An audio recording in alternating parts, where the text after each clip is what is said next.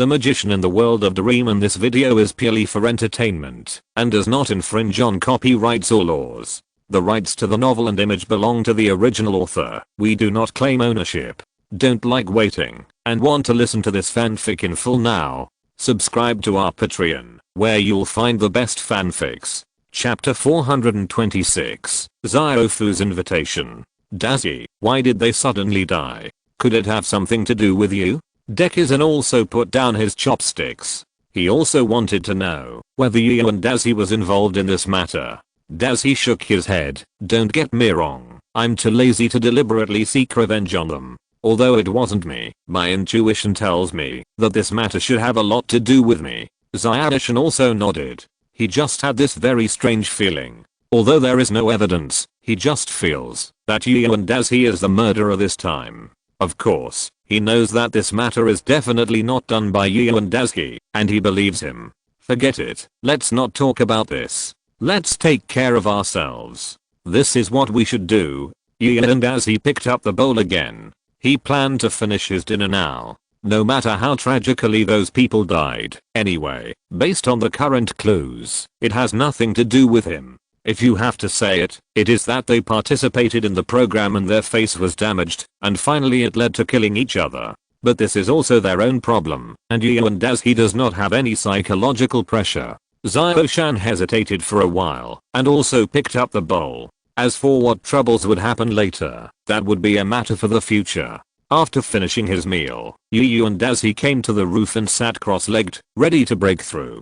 Today, his magic power once again reached its peak, and he was ready to condense the 7th seal again. Anyway, the last 7th seal was not satisfactory, and losing it was a good thing. This time, with sufficient mental power as support, his carving process was very smooth.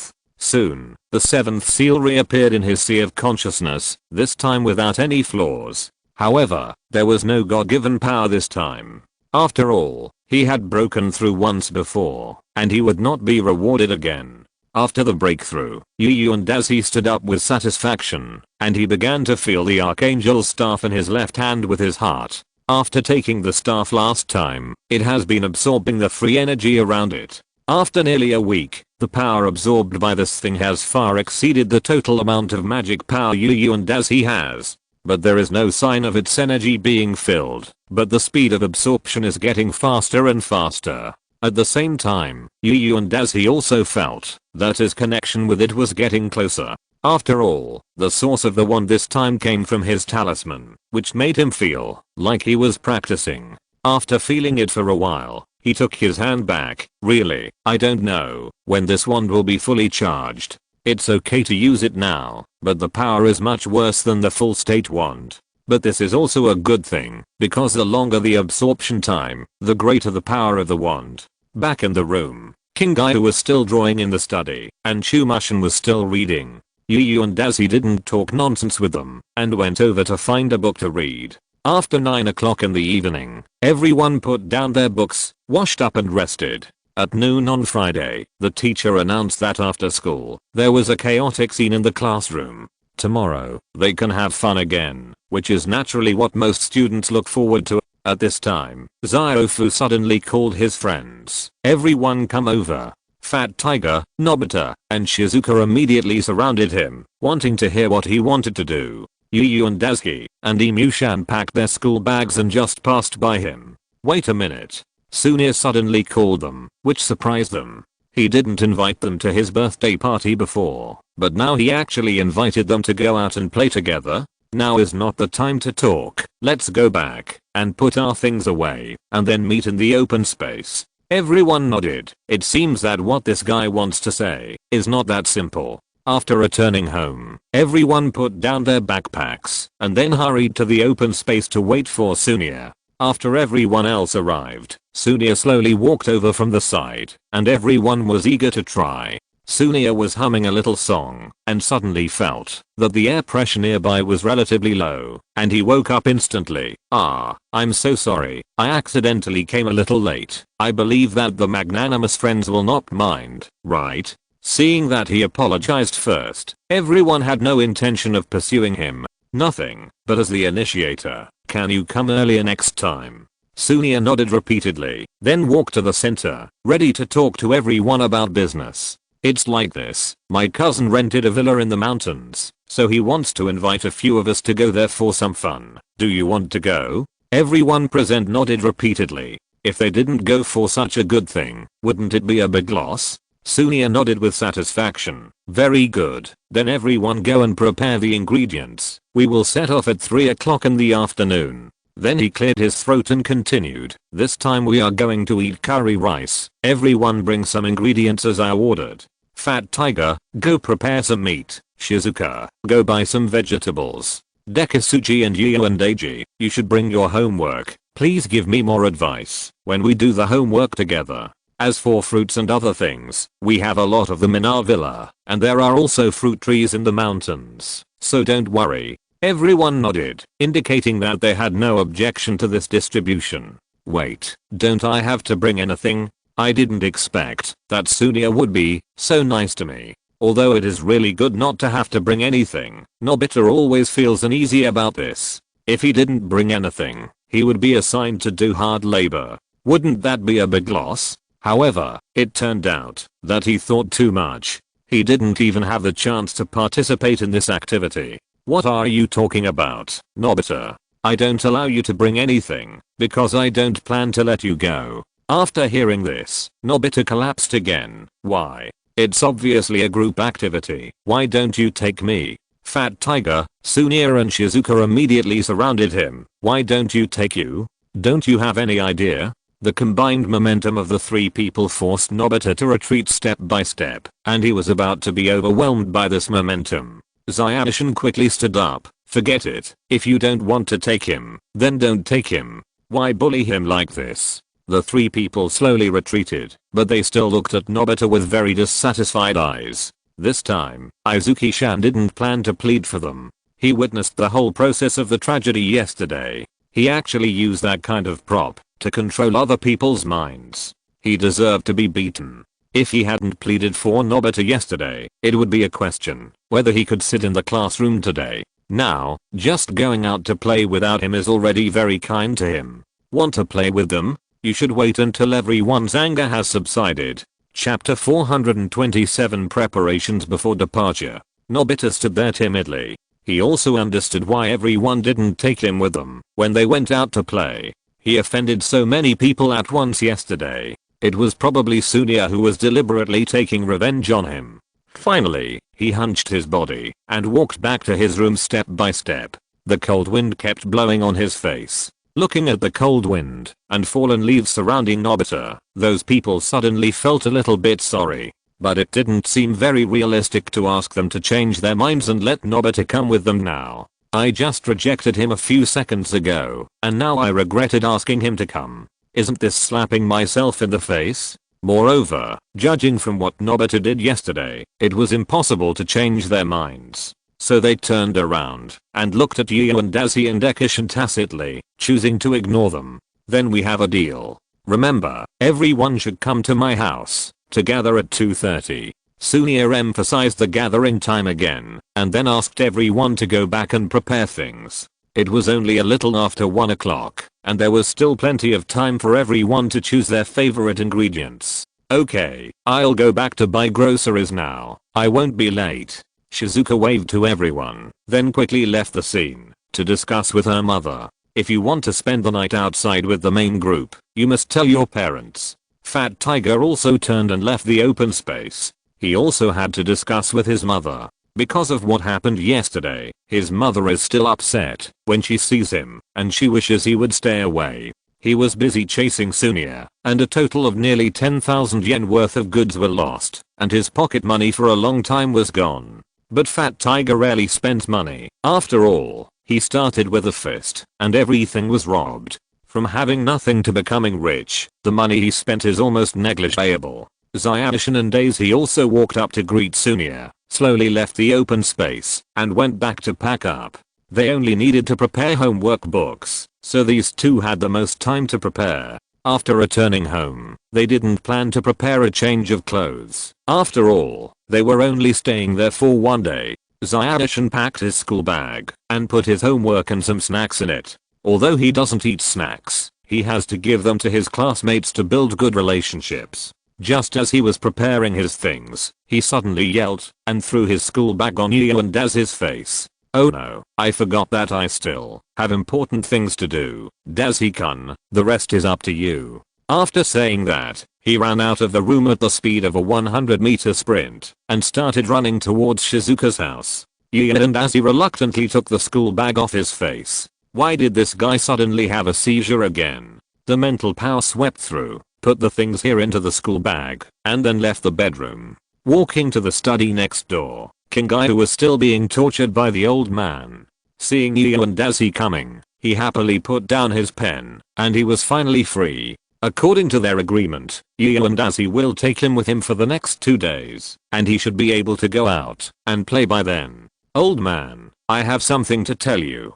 Dazi directly ignored the happy Kingai. We are going out to play this afternoon, and probably won't be back until tomorrow. You just take good care of this guy. The old man stretched out his hand and made an OK sign, then floated to Kingai with a smile on his face. Little darling, we still have a lot of time to study. Kingai looked at Yu and Dazi who was going away, and his whole body gradually turned grey. Yu and Dazi put on his school bag, took his snacks and homework, and left the house. As for Dabe next to him, Kingai and the old man will take good care of it, so they don't have to worry about his safety. Soon, Yu and Dazi hurried to Ziofu's house with the agreed things. Ziofu stood at the door and saw Yu and Dazi coming and walked up to greet him. Student Yuan, you came a little faster than I thought. By the way, where is student Izumishin? You are talking about him. He seemed to have something urgent just now, so he will come over later. Yu and Dazi couldn't help but look back.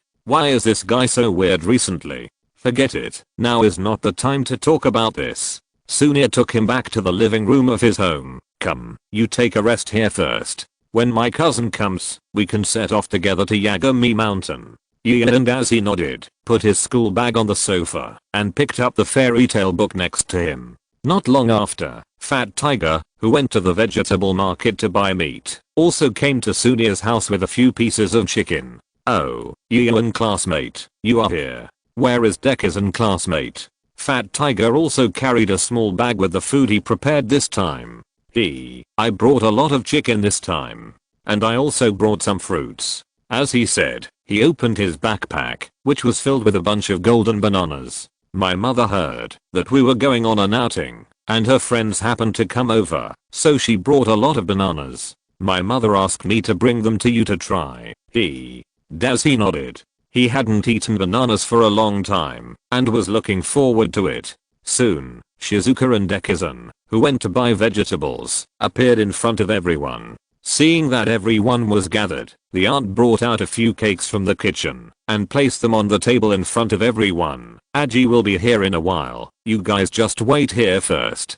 After throwing down a few words, the aunt quickly left the living room, and continued to work in the room. These people were leaving, but she still had to stay, as there was still many housework waiting for her to do. As for why they didn't hire a nanny, this went against their family's consistent concept of frugality, so they usually did everything themselves, unless there were special circumstances. Yu and Dazi looked at the time. It was already 2:30, and there was indeed a while before the agreed 3 o'clock. So Yu and Dazi picked up the cake plate, gently scooped a piece of mousse cake from it with a spoon, and put it in his mouth. Anyway, we have to wait, so we might as well make ourselves feel more comfortable, and these cakes are not cheap.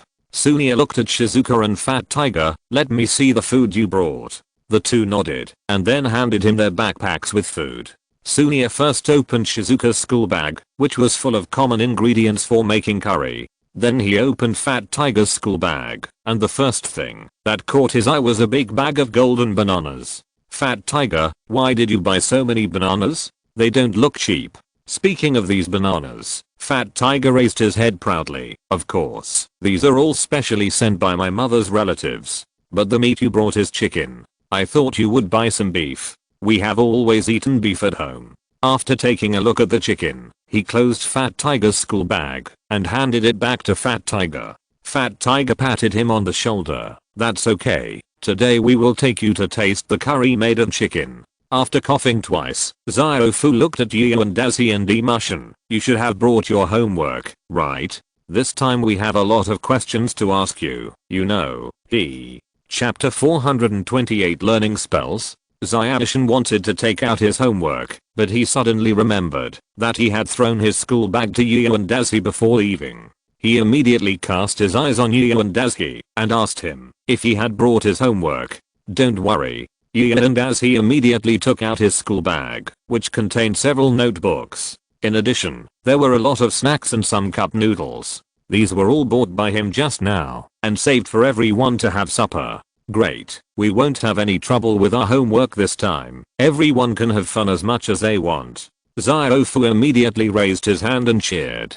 He had been waiting for such a weekend for a long time. Usually weekends are filled with homework, cram schools and kneeling to Fat Tiger. This time, he can finally have fun without any pressure. After packing his school bag, Yu and Dazi continued to taste the small cake, waiting for Cousin Aju to arrive. Not long after, a man with natural curly hair and a pointed mouth similar to Sunia appeared in front of them. Hey, are all the people who are going here? I'm so sorry, something happened on the way and kept you waiting for a long time. When he saw them, Cousin Aji began to talk more, and his expression revealed happiness. After all, he usually has a lot of work pressure, and it is also a good thing to find a chance to go out and play. He walked in front of Fat Tiger and rubbed his hair. Haha, Fat Tiger, I haven't seen you for so long. You are still so energetic. Of course, I have always been so energetic. Fat Tiger was also very happy to be praised by others. Then Aji pointed to Yu and Dazi. Who is this classmate? I don't think I have ever seen him before. Sunia immediately stepped forward to explain. This is Yu and Dazi, who transferred to our class in the 4th grade. Yes. Shizuka also spoke for him. Yuan is very good. He and Ekisu always get 100 points in the exam. This surprised Cousin Aji a little. He didn't expect that the child who transferred to the class actually had some skills. I didn't expect you to be so capable. Then I'll ask you to take care of my husband. After a few more polite words, Cousin Aji moved and opened the door behind him. Okay, let's get going quickly. It will take some time for us to get there. If we leave early, we can have dinner early. Everyone picked up their backpacks and stood up, agreeing with him in unison. Okay, Cousin Aji. Then Aji led everyone to the front door. Outside was his extended sports car, which could seat up to 6 people. He originally thought that Nobita would come this time, so he drove this sports car specially. Unexpectedly, Nobita didn't come this time, but there were 2 other children. In this way, it was a good choice to drive this car this time. Sunia sat in the co-pilot seat, Dekisugi and Shizuka sat in the 2nd row, and Yu and Eiji and Fat Tiger sat in the 3rd row. Seeing that everyone was in the car, Cousin Aji also got in his sports car. Then everyone fasten your seat belts. We are going to Yagami Mountain soon, he said, inserting his key into the keyhole and starting his beloved sports car. As soon as he finished speaking, the sports car drove forward. Sunia's mother waved from behind. Aji, you are carrying so many children. Be careful on the road. Aji, who was concentrating on driving, heard her, but did not respond to her. As long as he started driving, his eyes would not easily leave the road ahead. Behind everyone, Nobita reluctantly stuck his head out and witnessed the whole process of them getting in the car to go camping at Yagami Mountain. Although he now understands why everyone didn't take him, he still feels very unwilling. The group activity abandoned him, and no one wants to accept this feeling of being isolated. Of course, a large part of the reason for being isolated is the impact caused by Nobita's own death.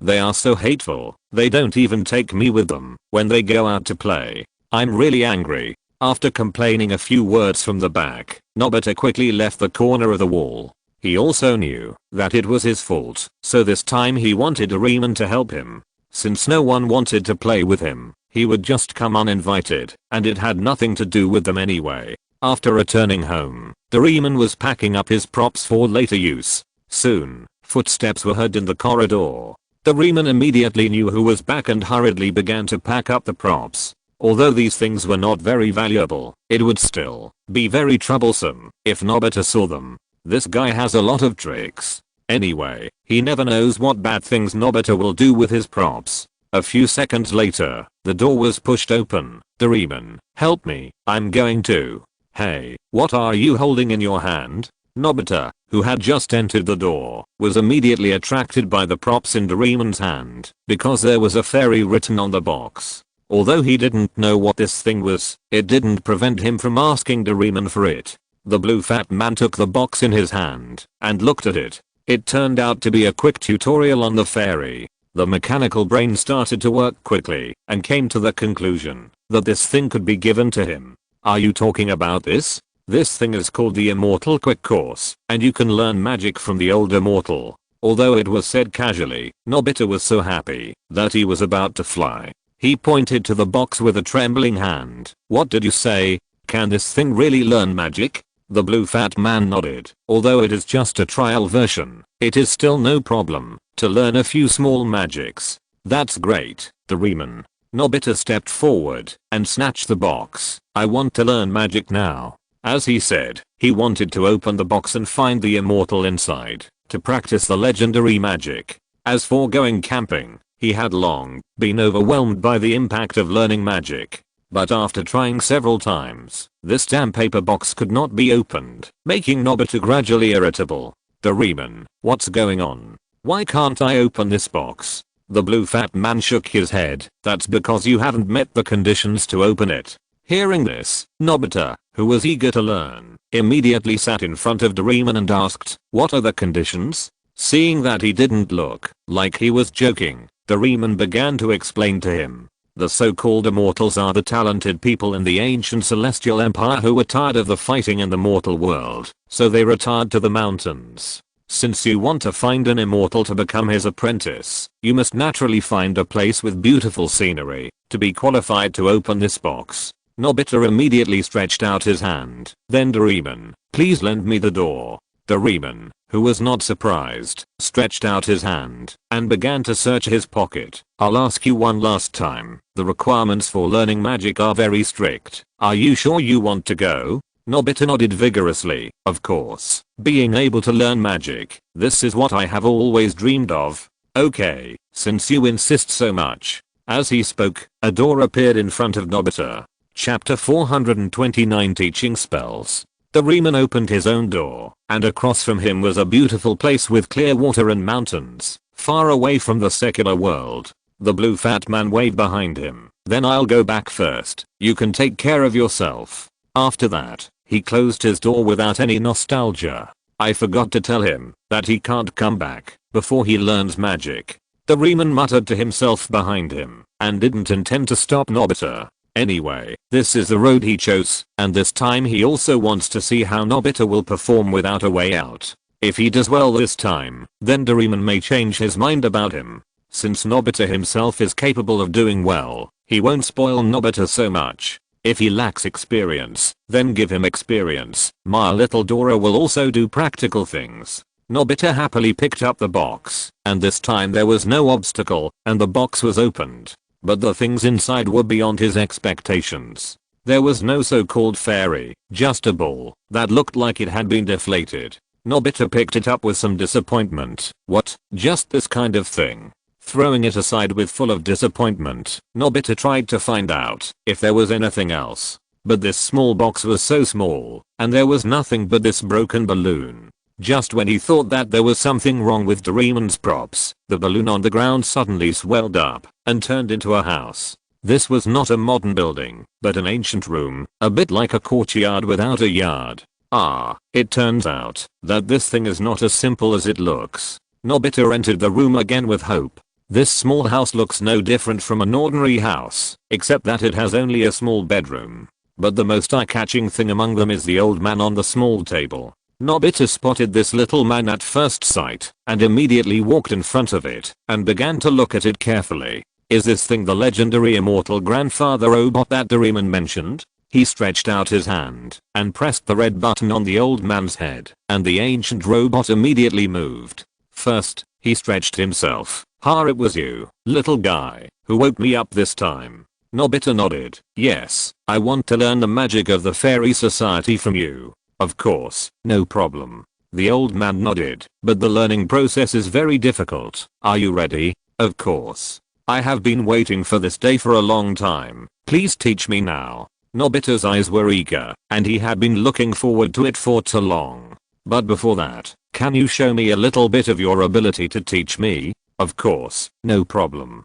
The old man raised his cane and stomped on the table, and a white cloud appeared beside them. The old man pointed at the white cloud with his cane. This is the most basic magic, flying in the clouds. As he said, he jumped onto the white cloud. Strangely enough, the white cloud, which should have no entity, caught him steadily, just like catching weightless air. Nobita looked at the old man, and for some reason, he felt that the old man seemed to be integrated into the environment, with a strange fairy spirit. See, this is the basic ability of us gods. Here, this is your white cloud, come and try it. The old man waved his hand, and a larger white cloud floated over, and stopped at Nobita's feet. Okay, I'll try it now. Nobita immediately jumped up, landed on the white cloud, and stayed there for a second. A second later, the white cloud fell off, because it couldn't bear his weight. It hurts. What's wrong with this thing? How did I fall off it?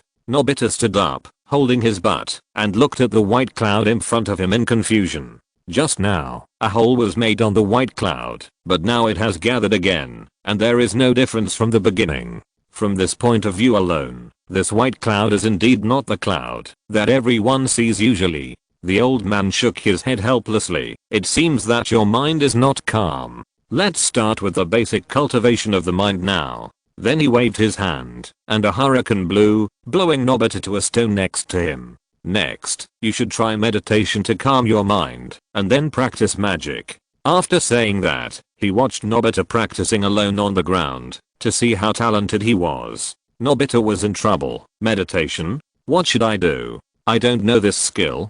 Seeing that the old man had no intention of explaining it to him, Nobita had to sit cross-legged and try to meditate. Seeing that he quickly entered a state of no distractions, the old man nodded with satisfaction. I didn't expect this child to have such a high talent. A few seconds later, a slight snoring sound echoed in this peaceful mountain. Although the sound was not loud, it was a devastating blow to the old man. I praised you a few seconds ago, and you actually fell asleep? Are you kidding me? The angry old man waved his hand, and a dark robbery cloud floated over, ready to punish Nobita. Snap.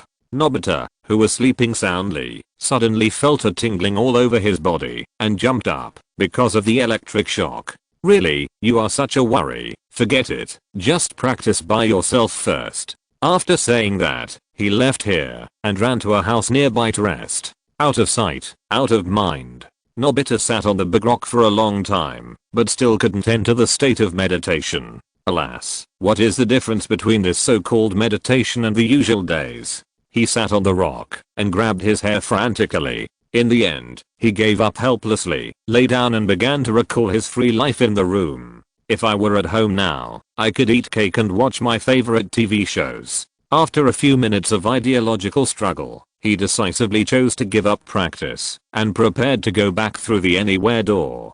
But when he appeared in front of the small house, he found that his anywhere door was gone. What? Where is my anywhere door? I clearly remember putting it here. Nobita covered his head, and began to collapse gradually. He didn't even have a way to go back. Was he going to be trapped in this deep mountain forest forever? At this moment, the old man suddenly poked his head out of the house and said, "You can't leave here before you finish your training." What? Nobita knelt on the ground helplessly. It seems that I will be starved to death here before I become an immortal. After saying that, he was like a salted fish that had lost its stream, and his whole body gradually turned gray. Seeing him like this, the old man had to nod his head. Okay, then I'll give you some food for immortals. What? Food for immortals? Nobita's dream came back. Great, I want to taste it now. The two came all the way to the bottom of the mountain, and the old man pointed to the fog around him. Eat some sunset glow when you are hungry.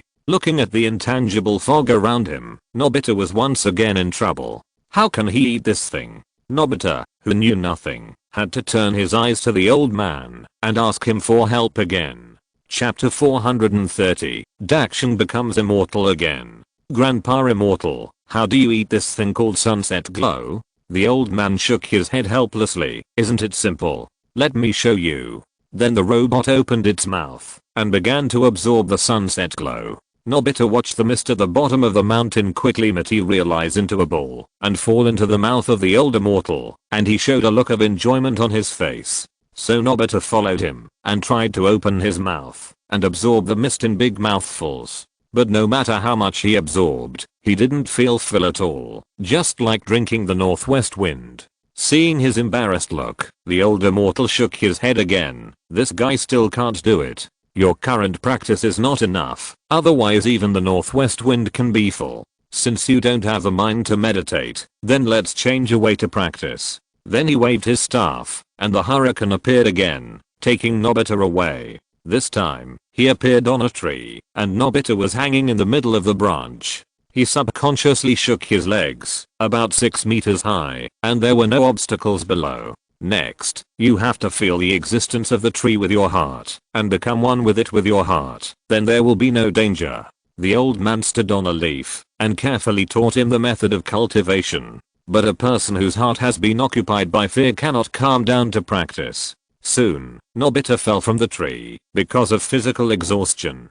The old man shook his head helplessly. This method did not seem to be suitable for him. A hurricane appeared again, bringing Nobita back from the brink of death. In this case, we only have one last method left. The old man looked solemn, and took Nobita to the bottom of a nearby waterfall. We are here. This is the last place for practice, the waterfall practice method. He pointed at the waterfall with his cane. You have to go and stand under the waterfall, and feel the flow of water carefully. When you can merge with the water flow, the magical power will appear. What? I don't want to. Nobita immediately turned around and ran. Sitting under the waterfall will not only hurt, but also catch a cold. But at this point, Nobita no longer had the right to speak, and was caught by the immortal grandfather with his own magic, and thrown under the waterfall. Then the old man waved his hand again, and an invisible air barrier blocked Nobita. You just practiced well here, and when you learn it, I will let you out.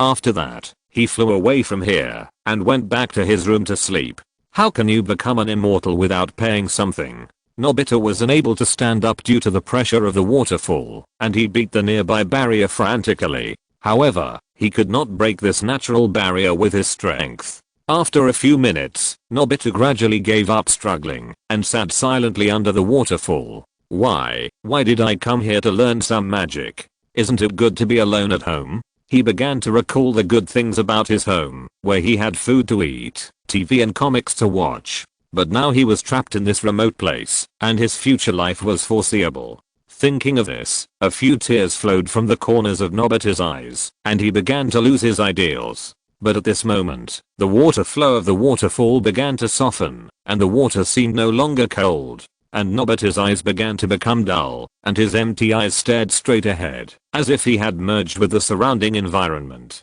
On the camping team side, Fat Tiger was arguing. I don't agree. In the spices of this curry, you must add a little cicada slough. He held a cicada slough that he found from somewhere in his hand, ready to add it to the pot of curry. Zyashin immediately stretched out his hand to stop him. Absolutely not. This thing can't be added. Are you kidding? Can this kind of thing be eaten? Moreover, now whenever he thinks of Fat Tiger's cooking, his stomach will start to feel uncomfortable. That time has simply become his nightmare. That's right, Fat Tiger, you must not participate in the preparation of curry.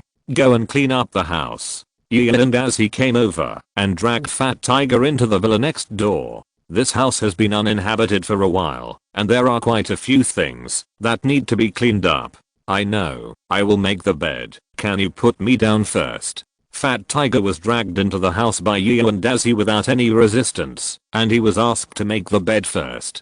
Shizuka and Zyashin were responsible for the preparation of curry outside. They are very good at cooking. More than half an hour later, Kusanagi and and Dazi stood at the gate, looking at the piles of garbage. These garbage should be all the things that need to be thrown away, right? Fat Tiger inside the door nodded and sat on the ground weakly. He had moved all these things out. Yes, all the things that need to be cleaned up were moved here by me. After taking a few breaths, he continued, the rest of the things are left to you. Kusanagi nodded and said to Yu and Daisuke, then you should be the one who helps me move them to the car, right? Yu and Daisuke nodded, then picked up a few bags of garbage and started to carry them to the car. Aji saw that a child could carry 4 bags of garbage, so he didn't take these things to heart. Looking at Fat Tiger who was exhausted from cleaning these things, he shook his head helplessly. It seems that Fat Tiger, you need to exercise recently. You are so tired from carrying such a small amount of things. After that, he stretched out his hand and planned to grab a few bags at a time and put them on the car. But what he didn't expect was that these bags of garbage were unexpectedly heavy. He almost fell to the ground when he wanted to take 4 bags. Is it my illusion? Why are these bags of garbage so heavy? Do I need to exercise like Fat Tiger? Kusanagi reluctantly reduced 2 bags of garbage, 1 in each hand, and then barely took these things away. Fat Tiger smiled gloatingly behind him, saying that you are really young to compare your strength with Yu and Daisuke. You know, here's a man who can easily smash the deck of a ship into pieces. Aji came to his car with the garbage panting, and Yu and Daisuke had already thrown the garbage on it. After throwing the 2 bags of garbage in his hand with great effort, he wiped the sweat from his forehead. Really, it seems that I really need to exercise. A child can carry 4 bags, and I'm not even as good as a child. Then he looked at Yu and Daisuke who was already walking back, and followed him helplessly. It's really abominable. If there was no road for cars here, I wouldn't suffer this. After Fat Tiger dealt with the garbage, he went to the yard of the villa to see how the dinner was prepared. As the organizer of this camping trip, Ziofu doesn't have to do anything this time. He just needs to wait here for everyone to cook dinner. Chapter 431. Training is also required for leaving Mushin. Zayadishin looked at the curry in the pot, scooped up a small spoonful with a spoon, and put it in his mouth to taste it. After a while, he nodded with satisfaction. Shizuka, my curry is ready. Is your rice ready? Shizuka turned on the rice cooker, and the rice inside was also cooked. So she shouted to the people outside, no problem, now we can have dinner. At this time, Fat Tiger suddenly appeared. Hey, is the dinner ready? Demishin nodded at him. Of course. Go and call them to come for dinner. Seeing that his dinner was ready, Fat Tiger jumped back to the villa. Ziofu, Yu and Daisuke, Kusanagi, now we can eat. Yu and Daisuke, who was sharp-eyed and sharp-eared, heard this and immediately picked up Kusanagi and the remaining 6 bags of garbage. Our meal is ready. Now I'm in a hurry, so I have to wrong you. Then he hugged a lot of things on his body and quickly ran towards the high-end sports car in the distance. Kusanagi looked at the garbage that he were holding up together, and his eyes gradually lost their brilliance. A minute later, Yu and Daisuke put Kusanagi down from his body. He threw all the garbage on his shoulders into his cousin's car and clapped his hands in satisfaction. Okay, now we can finally go to eat. Kusanagi calmed down and then said, you go back first. Why? Don't you trust the cooking skills of Dekishan and others? Kusanagi smiled and shook his head. That's not the case, but I have to take these things to the recycling station now. Okay, I'll go back and tell them now. Yu and Daisuke turned around and prepared to go back. Be careful on the road. The mountain road is not very stable. Shizuka and Dekishan mixed the rice and curry together and brought them to the table. Yu and Daisuke also returned to the room. Kusanagi is going to take out the garbage. Let's eat first. Zayadishin put down the last plate and served him the curry rice. After he came back, Fat Tiger found a place to sit down. Curry rice is quite fragrant, but I prefer to add an egg. After saying that, he took out a packaged sterilized egg from his bag and beat it on the curry. Then he took out a few more sterilized eggs. Do you want to try it? Give me one. Yu and Daisuke stretched out his hand and took an egg from him. The two of them knocked the eggshell on the table and beat the sterilized egg on the curry. Then they mixed the curry and egg, scooped a spoonful of curry into their mouths with a spoon, and chewed slowly. Everyone also scooped up the curry and put it into their mouths, and they all made satisfied sounds. Well, it's delicious. Everyone quickly finished their curry rice, and Fat Tiger took out a banana and ate it with satisfaction. This curry is really delicious, but if I were to come, it would definitely be even more delicious. Yu and Daisuke pointed at him and joked, don't be funny. If you come, that pot will be yours. The other three understood his subtext and laughed beside him. Fat Tiger threw away the banana peel in his hand. Of course. I can eat a whole pot of the food I cook. TSK. Last time someone ate a bite of the food I cooked and was sent to the hospital. That was an accident. Fat Tiger blushed. I just didn't expect the food I cooked to be so delicious. After that, he peeled another banana and put it in his mouth. Everyone chatted casually. At this time, two white clouds suddenly floated in the sky and everyone looked up. Fat Tiger continued to eat the banana. TSK. It's just two clouds. Hey, look, there seems to be someone standing on that cloud. Shizuka pointed at the white cloud in the sky and shouted in surprise. Gian and Dazi and Mushan immediately released their mental power to explore the situation in the sky and found that there were really two people on it. But to be more precise, it was a robot in the shape of a little boy and a little old man. What's going on? Why can Nobita stand on the cloud without falling down? Zayanshin and Dazi found something wrong and immediately expressed their doubts. And his mental state is not normal, as if he has lost his consciousness. Yu and Daisuke and Mushan secretly communicated. They felt that this matter was not as simple as it seemed. Was Nobita controlled by the robot? Shizuka stood up in confusion and walked towards them. Nobita, why are you on the cloud? But Shizuka only looked at Nobita above her head and ignored her feet. After she took a few steps, Shizuka accidentally stepped on the banana peel thrown by Fat Tiger and fell on her back. This fall accidentally made Shizuka's artifact anti-gravity skirt ineffective, and the fairy on the cloud accidentally saw a different scenery. The originally squinting eyes opened instantly at this moment, and the round pupils gradually turned into hearts. After a short and high cry, the fairy fell from his cloud. Nobita turned his head dully and saw the beautiful scenery of Shizuka. This is panties. Nobita's face turned red instantly, and then he also fell from the cloud. The abilities gained through cultivation seemed to disappear without a trace as soon as one's mind became disturbed. Nobita touched his head and finally recovered from the injury. It hurts. That's great. That old god is finally dead. I can finally go home. He immediately raised his hands and cheered, celebrating his escape from the robot. The old god also automatically shut down the machine because his mind was broken, waiting for the next restart. Nobita took Shizuka's hand and jumped up happily. That's great. I'm finally alive. Gian and Eiji and Dekishan kept recalling what happened just now, and they looked very strange. Daichi tilted his head and looked at Zayanshin. Do you and I have the same idea? Zayanshin nodded. Yes, I also think that the situation just now is a bit similar to the realm that Master talked about. Then he stood up. Now my strength has reached a bottleneck. I will not let go of this opportunity. Even if there is only a little possibility, I will try it. At this moment, the voice of the blue fat man came from the sky. Nobita, where have you been? Nobita on the ground immediately waved at him and shouted, Doraemon, I'm here. Take me back. Doraemon in the sky heard his cry and landed in front of everyone. It's such a coincidence that I can meet you here. It seems that the mountain chosen by the Anywhere door is exactly the same as the mountain you chose. Nobita also nodded. Yes, fortunately Shizuka sacrificed herself to save me, otherwise I would be in big trouble. Then we'll go back first. Nobita's mother is still waiting for him to go back for dinner. As he said this, he walked to the robot, ready to recycle it. Wait a minute. Izuku suddenly stood up. I want to practice with the older mortal and learn his magic. Huh? Are you sure? Nobita and Doraemon made unbelievable sounds. Zayanshin stepped forward again. Of course. Please lend me this prop.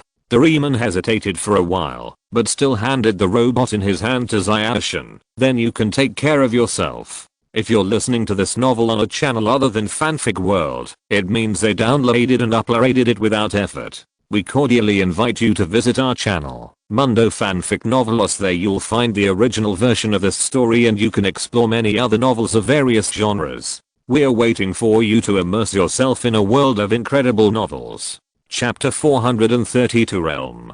Chumushin took the robot and pressed the switch button on his head. A few minutes later, Zayanshin and the robot left here together to practice the so-called divine power. Yu and Dazi shrugged helplessly. Now he didn't know how things would turn out. but he also thought that the state just now, even if it was not the state the old man said, should be related. Forget it, I'd better do my job. Chumashin's matter is up to him. Yu and Dazi simply packed up his things and returned to his own room. Zyashin followed the immortal grandfather and came to the inflatable house before. I know you want to learn magic, but you have to cultivate your mind first. Let's start practicing from the mind. Chumashin nodded. I know, the purpose of my coming here is to cultivate my mind. Oh, I didn't expect that there are people who come here specifically to practice this. It's really surprising. The old man touched his beard and expressed his support for Zyashin's idea. But first you have to forget the purpose of your coming here, otherwise it will be counterproductive. Then he took Zyashin and took advantage of the night to practice. Yu and Dazi also practiced his magic power well at night and went to bed only when his mental power was exhausted. Even Dekisugi was getting stronger. If he couldn't become stronger than others, how could he protect them? These adventures have fully demonstrated that if you don't have enough strength, it will be difficult to survive here. Moreover, the natural power here is more abundant than other places, just right for cultivation. The next morning, Dekisugi returned to Zyashin's villa with a happy face. But when he saw Yu and Dazi, he was right this time. What the old immortal taught Nobita was a transcendent state of mind.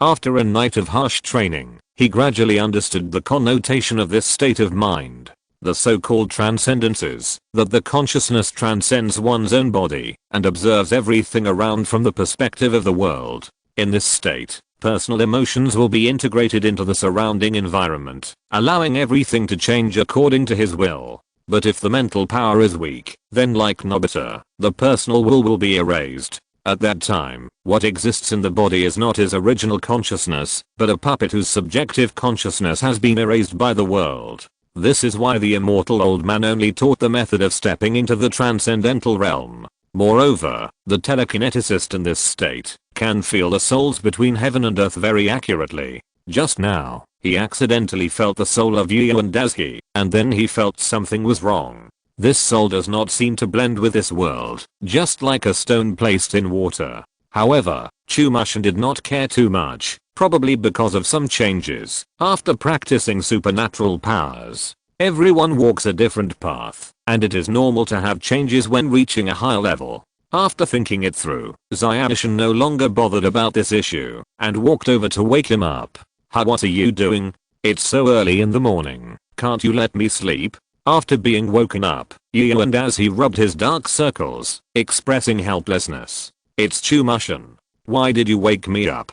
Did you succeed in your practice? Zyashin nodded. Yes, it took me a whole night to succeed. Yu and Dazi yawned. Really? Congratulations, I'll sleep a little longer. After that, he lay down in front of Zyashin and slept like a pig. No matter how he called, there was no sign of waking up. Luzon once said that you can't wake up a person who is pretending to sleep.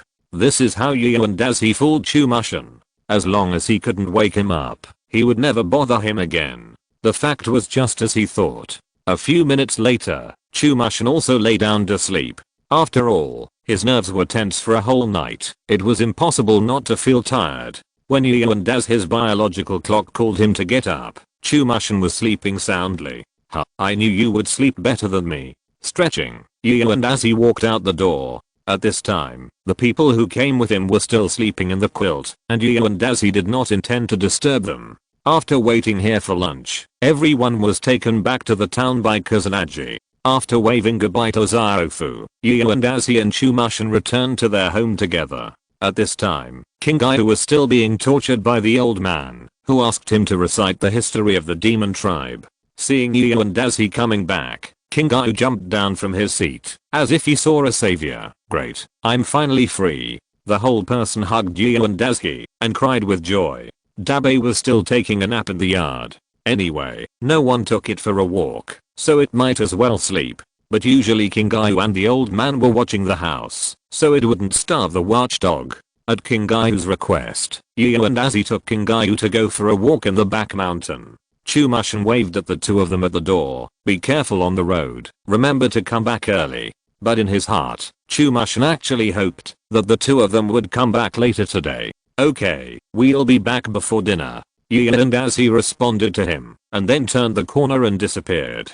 Zyadishan confirmed that they had gone to the back mountain, immediately took the key, locked the door, and left the house. As he jogged on the road, he thought, I hope it's not too late now. It's best to get that thing back before he goes home. Not long after, he came to a pottery shop in the town and began to ask about his things. You said the thing you sent yesterday afternoon? It's already fired. It's over there. The shop owner pointed to the pottery on the shelf, and its prototype was Yu and Dazuki. This thing was made by Zyadishan and Shizuka together, so it can be regarded as a common gift for the two of them. After paying the money, Zyadishan ran all the way to Shizuka's house with the pottery. Shizuka, open the door. Yu and as his pottery is ready, leave it here for a while. Shizuka immediately came out. Is the gift ready?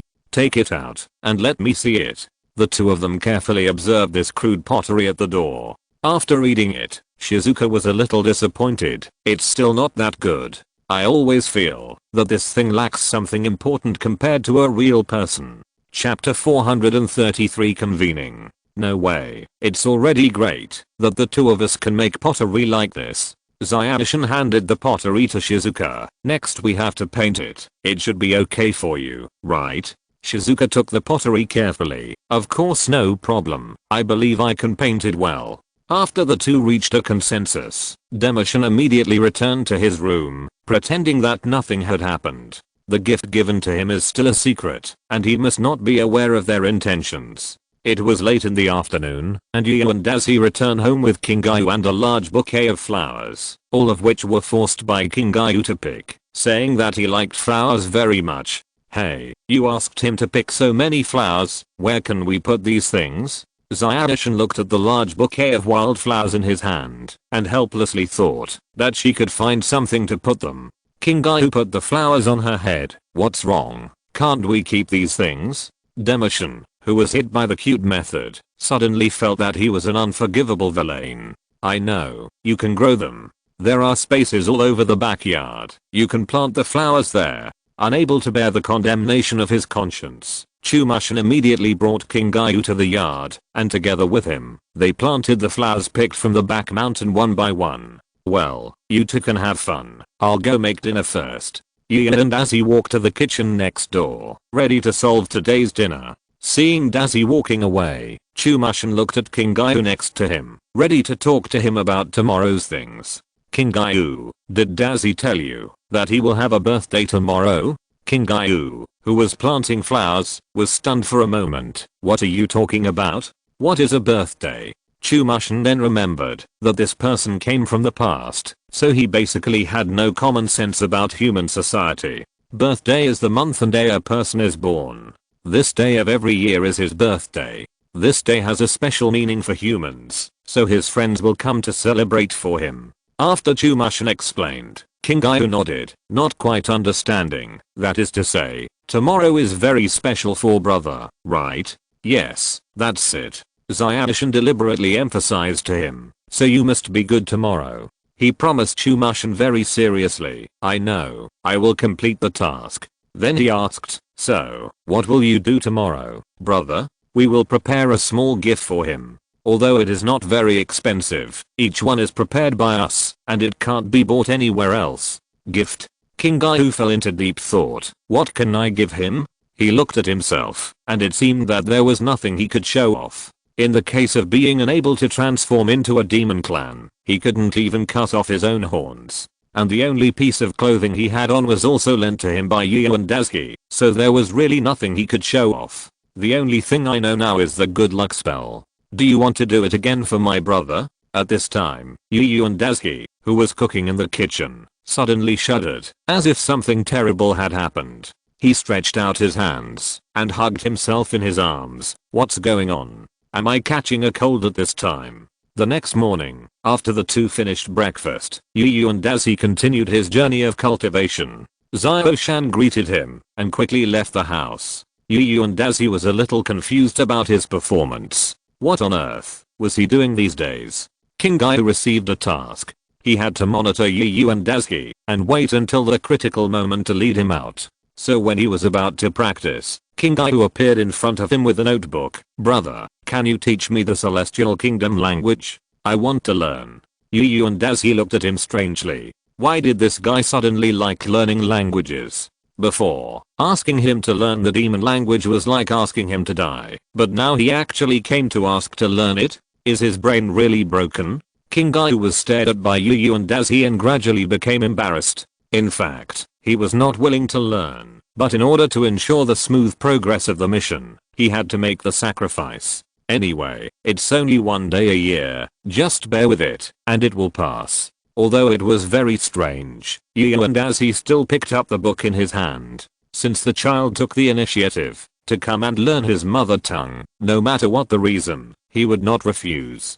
Kingayu's mission was going smoothly, and Demission came to Shizuka's house. Shizuka hurriedly opened the door. You are here, coming quickly. He shouldn't have noticed it, right? Zyadishin nodded. Don't worry, someone is dragging him over there. We have plenty of time. The two came to the kitchen, and Shizuka handed him her apron. Then let's make the cake quickly. We have to celebrate his birthday at noon today. Zyadishin also nodded. Yes. Oh, by the way, I have to call a few people over. After that, he left the kitchen and came to the landline in the corridor. According to his memory, he dialed Nobita's home first. Hello, this is Izuki-shan. Is Nobita at home now? An aunt's voice came from the other end. You are talking about Nobita. I'll call him over right away. Then she covered the receiver of the phone. Nobita Nobi, why are you still sleeping? Your classmate called. Nobita from upstairs came to the first floor sleepily and yawned. Hello, this is Nobita.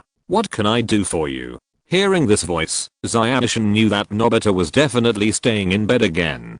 Today is Daiji's birthday. I want to invite you to his birthday party. Nobita yawned again. TSK, Yuan's birthday party. I'm not going. As soon as he finished speaking, he woke up from his sleep. You just said Yuan Daiji's birthday party? Is it today? Why didn't you say it earlier? Nobita collapsed. I don't have time to prepare gifts now. Do you want me to die? I'm not going. No need to prepare gifts deliberately. Zyadishin explained quickly. In fact, as long as you can come, he should be very happy. After hearing what Demission said, Nobita on the opposite side fell silent. After a while, he said with a hint of doubt, do you really think so? That's right. Although Daiji has always been a little distant from you. But I can feel that in his heart. You definitely occupy a lot of weight. Chapter 434. Each other's gifts. Izuku continued. Whether it's facing Letana or taking risks in the starry sky, he can risk his life to save you. The position you occupy in his heart may be more important than you think. If you show up at his birthday party, he will definitely be very happy even without gifts. Nobita was silent for a while again, and then he spoke. Even if you say so, I won't go. It's too rude to attend someone's birthday party without gifts. Izuku rolled his eyes immediately, and now he even wanted to strangle Nobita to death. He has already said such lyrical words, and you still refuse. Why are you so stubborn? At this point, it seems that he can only use his ultimate move. Okay, Nobita. Then please think about it. If everyone else comes to his birthday party, but you and Doraemon don't come, what will be the consequences for you? Nobita thought of the possible reaction of Yu and Daisuke, and shuddered immediately. The consequences of this situation are even more terrifying than not going to Fat Tiger's concert. Think about it. If I tell you that I invited you, but you didn't go, what will happen to you? Stop talking. Nobita interrupted the future that Dekisugi had planned for him. I know. Tell me the time and place of his birthday party, and I will be there on time. After hanging up the phone, Nobita immediately went upstairs to discuss countermeasures with Doraemon. Among the people invited by Dekisugi this time, Doraemon was also on his invitation list. The blue fat man was reading a book at this time, and suddenly Nobita jumped in and threw himself into his arms. Doraemon, something big has happened. The blue fat man pushed Nobita away helplessly. What are you talking about? Is that Tsunia showing off in front of you again? It's not that. Nobita shook his head. Yu and Daisuke is holding a birthday party today. Hearing this insignificant matter, the blue fat man pouted helplessly. What? It's just a small matter. Just go. Of course there's no problem if we just go there, but what about our birthday present? Nobita knelt in front of Doraemon and began to analyze for him why this matter would be so troublesome. Classmate Gian usually has everything he needs, so if the gift you give him is something common, he will definitely not be happy. And now, even if you go to find those precious gifts or handmade items, it's too late. And what if Isaacuzan invited us as a trap set by Yu and Eiji, and he takes the opportunity to ask for a certain item of yours? Do you dare to refuse his birthday wish in front of so many people? Doraemon subconsciously covered his pocket. You mean, what he wants is Mini Dora? Yes, the last time he asked you for a prop and you refused, he must be looking for an opportunity to get you to hand over Mini Dora. Nobita looked at the blue fat man with a serious expression. The more he said, the greater the possibility he felt. Then what should we do now? If that's the case, I have no room to refuse. A few drops of cold sweat flowed from the blue fat man's forehead, and if the two of them fight, it will be unlikely for us to escape. That's right. Nobita nodded. So this time we must plan carefully. Dekisugi didn't know that these two guys had added so much drama to him. After he hung up the phone, he just called the next number according to the phone book. Hello, this is Dekisugi. Is Fat Tiger there? A rough voice came from the other side. It turns out to be Dekisugi's classmate. What do you want to talk to me about? It's like this. Today is Daz's birthday, so I want to invite you to the birthday party. When Fat Tiger heard that Yu and Dazi was actually going to have a birthday, he immediately agreed. Of course, no problem. But Yu and Daz's birthday is coming. Why didn't you tell us earlier? You kept telling us until now, leaving me no time to prepare a birthday present. No. Chumushin hurriedly explained to him. Really, there's no need to deliberately prepare a birthday present, as long as you can come. After hanging up the phone, Fat Tiger immediately ran to his mother and told her about it. So, Mom, I have to attend a birthday party at noon today, and I can't help look after the store. Fat Tiger looked at his mother expectantly. Although a little disappointed, his mother nodded and agreed. Okay, forget it this time. Although she was a little strict with him at ordinary times, mothers generally don't make things difficult for their children in such matters. Then Fat Tiger turned around and left. Then I'll go prepare a birthday present first, Mom. His mother nodded and turned to look after the store. But not long after, a voice of a ghost came from behind, making her cover her ears subconsciously. The mother angrily opened the door of Fat Tiger's room. Gongshai and Wu, what are you trying to do by singing here? Fat Tiger turned around and looked at his mother with a smile. Of course I'm preparing a birthday present. At classmate Yuan's birthday party, I'm going to plan a concert for him and sing songs written especially for him. As soon as he finished speaking, a soapbox hit him in the face. Have you forgotten everything I said to you? Before Fat Tiger recovered from the pain of being hit by the soapbox, he was grabbed by the collar and lifted up with one hand. Listen, if you dare to hold a concert at someone else's birthday party, I dare you to hold a funeral today. It's better for me to get rid of your singing voice than to embarrass you. Hello, this is Izuki-chan. Is Sunia at home? Sunia stood in front of the phone, holding the phone between his head and shoulders, and played with his fingers while talking. Of course, I'm in front of the phone now. Sunia, what do you want to talk to me about? It's like this. Today is Yuan's birthday. I want to invite you to his birthday party. Of course, no problem. What about the time and place? I will be there on time. Don't worry. After hanging up the phone, Sunia looked at his room full of comics and toys and worried. Really, with so many beloved things, which one is better to give to Yu and Eiji? After hanging up Sunia's phone, Sunia called the last three families, namely Jali Saka, Lisa Naiu and Tsuneo Shiyumi. When he hung up the phone of the last person, he breathed a sigh of relief and went to the kitchen. At this time, Shizuka was processing the flour liquid for bread. Seeing him coming, she turned around and looked at him. How is it? Everyone should have accepted your invitation, right? Xiaoshan nodded and walked to the strawberry box next to her. Yes, everyone agreed to gather in the house at 11:30. Then how long do we have left to make the cake? Yu and Dazi will go out at 10:30. We will go back at 10:40 and then prepare lunch together. After discussing the time issue, the two continued to devote themselves to making cakes. Chapter 435. Busy. At 10:30 in the morning, Yu and Daisuke, who was teaching enthusiastically, was still teaching the children to read.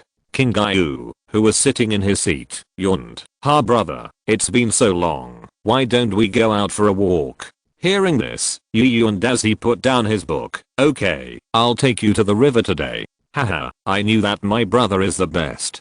King Gyu immediately ran to the door and looked at Yu and Daisuke expectantly. He used his mental power to clean up the table and then took King Gyu out. A few minutes later, Dekisugi came home with a cake as planned, and Shizuka came home with a lot of dishes. "Shizuka, the next thing will be hard for you. I'm really sorry to ask you to help with this kind of thing."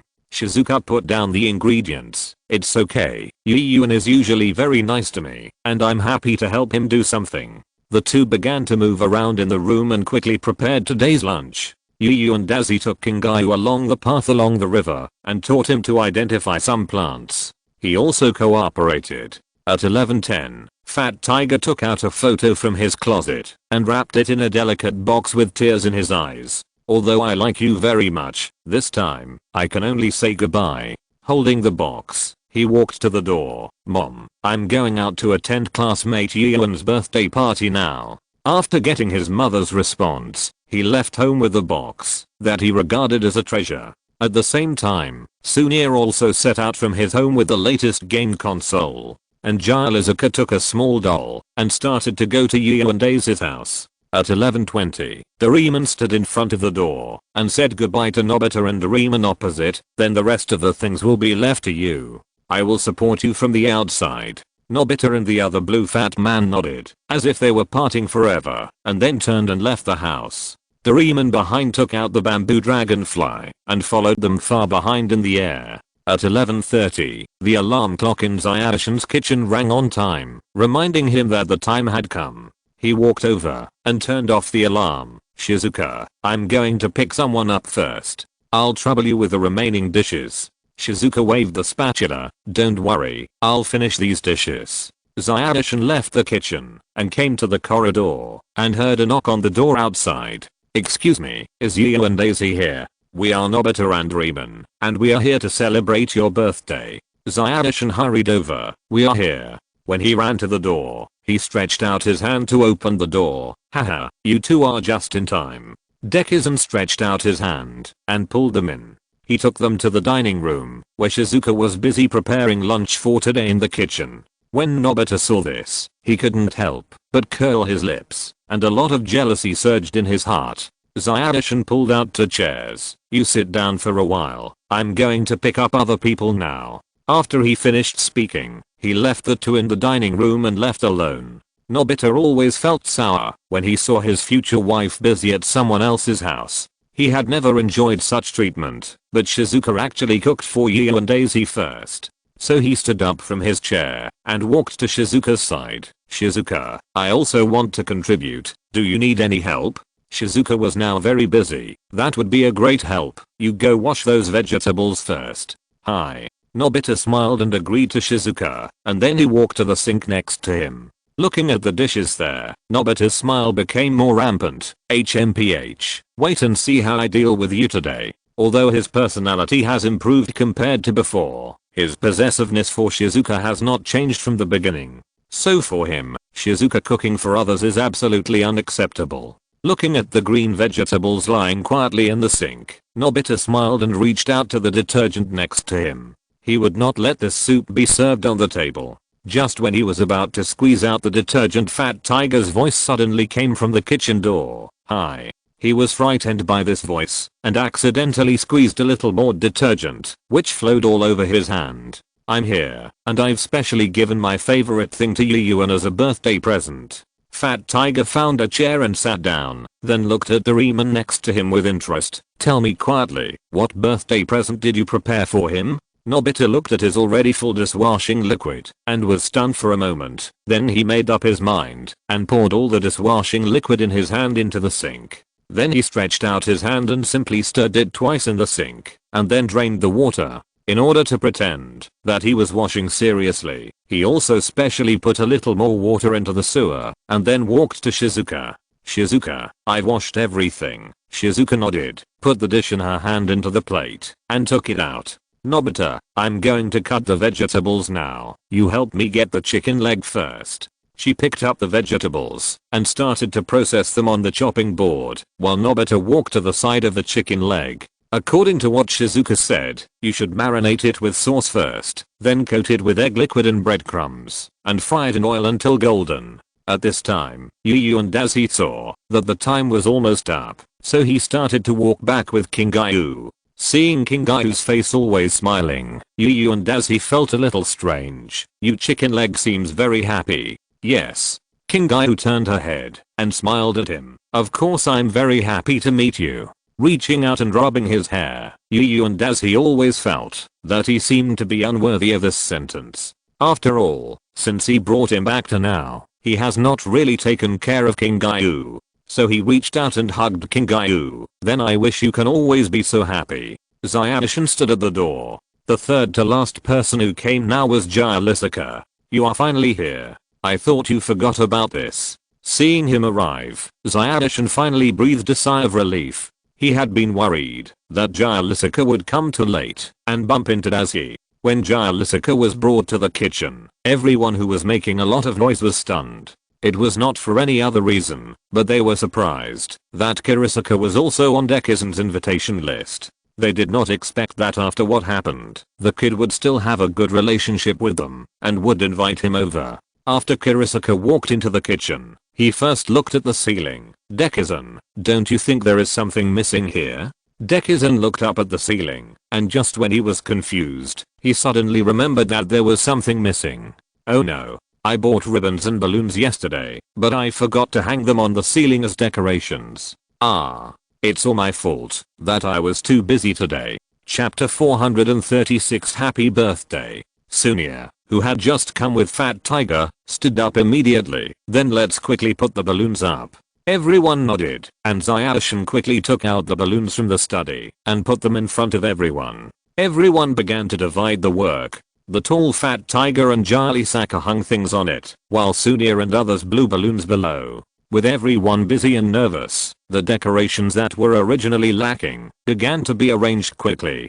During this process, Zyadishin also released his mental power to check the situation outside. Because he himself had something to do and couldn't stay at the door all the time, he had to resort to this last resort and continue to wait for people who were not invited to come. Sure enough, a minute later, Lizanai also appeared in front of them, and before he had time to catch his breath, he joined the ranks of work. After waiting for another 2 minutes, an extended car stopped at the door and 2 people got off from it. Zyadishin hurried to the gate and took Tsuneyoshi and his sister in and brought a butler with him. After the 3 got off, the car immediately left the block and he would come back to pick up his lady at a specific time. They looked at the busy scene in the kitchen and wanted to join the work, but were stopped by the housekeeper. Miss, you don't have to do these things, just leave it to us servants. After that, the housekeeper wearing white gloves joined everyone, and Tsuneyoshi and his sister began to make black tea. More than 10 minutes later, the whole kitchen became like a birthday party, and almost all the things they bought were loaded. Zyadishin looked around and asked, how is it? Have we loaded everything now? Tsuneyoshi Yuma picked up a bag. No, you still have a big colored ball to load. Then he threw the bag in his hand to Zyadishin, indicating that this was the last thing. Zyadishin nodded and wanted to load this thing in the center of the kitchen. But Fat Tiger firmly opposed. No, what if this thing is spilled on the dishes? How can we eat it? Others also echoed his proposal and expressed their opposition. At this moment, the figure of Yu and Dazi suddenly appeared in Zyadishin's mental range. Now there is still a street away from the door of the house. At their speed, it will take less than a minute. After looking around, he decided to hang this thing at the door of the kitchen. This would not only serve as a surprise, but also would not contaminate the dishes on the table, killing 2 birds with 1 stone. Nobita next to him was a little disappointed. After all, this was the dish cooked by his wife. He didn't want anyone else to eat it. Yu and Dazi felt Zyadishin's spiritual power outside, and he quickened his pace with Kingayu. Let's go faster. Chumushin is already using his spiritual power to urge us back. Zyadishan installed the last thing, and Yu and Dazi also stepped into the house at this time. The layout here was the same as before, because according to Chumushin's request, everyone put on their shoes, so he didn't doubt it.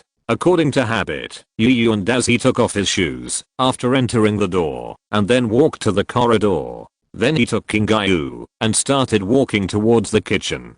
In the corridor, Yu and Dazi sniffed. I smelled such a delicious smell as soon as I entered the door. What delicious food did Junfei make today?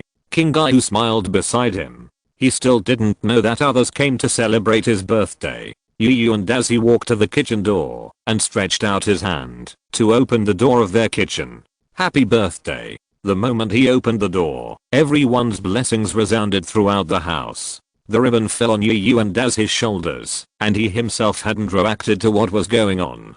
Kingayu next to him also shouted at him, brother, happy birthday to you. Although it was a few beats slower than everyone else, this blessing was not afraid of being late. He finally came to his senses and rubbed Kingayu's hair with his hands. Then he bowed to everyone very solemnly. Thank you all for coming to my birthday party. Fat Tiger came over and put a cone hat on him. Why are you being polite? Come and sit down. Yu and Dazi nodded, walked to the seat reserved for him and sat down, looking at everyone happily. Thank you very much for coming to celebrate my birthday. When did you decide to come together? Everyone pointed at Zyadishan who was sitting next to him. He invited us here this morning. Zyofu poked Yu and Dazi with his elbow. You are so mean. You didn't even tell us that it was your birthday. Yu and Dazi immediately rolled up his left sleeve. How dare you say that? You didn't invite us to your birthday last time. Seeing that Dazi seemed angry, Zyadishan immediately went over and held him back to prevent anything really happening.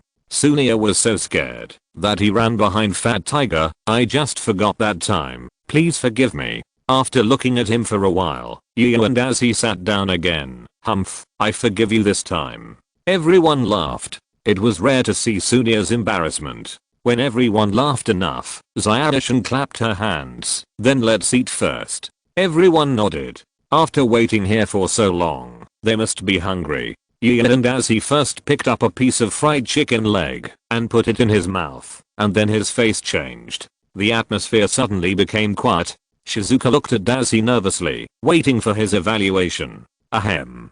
After a few seconds, Yu and Dazi quickly coughed out the piece of chicken. The atmosphere at the scene became more solemn. No one expected that he would do such a rude thing.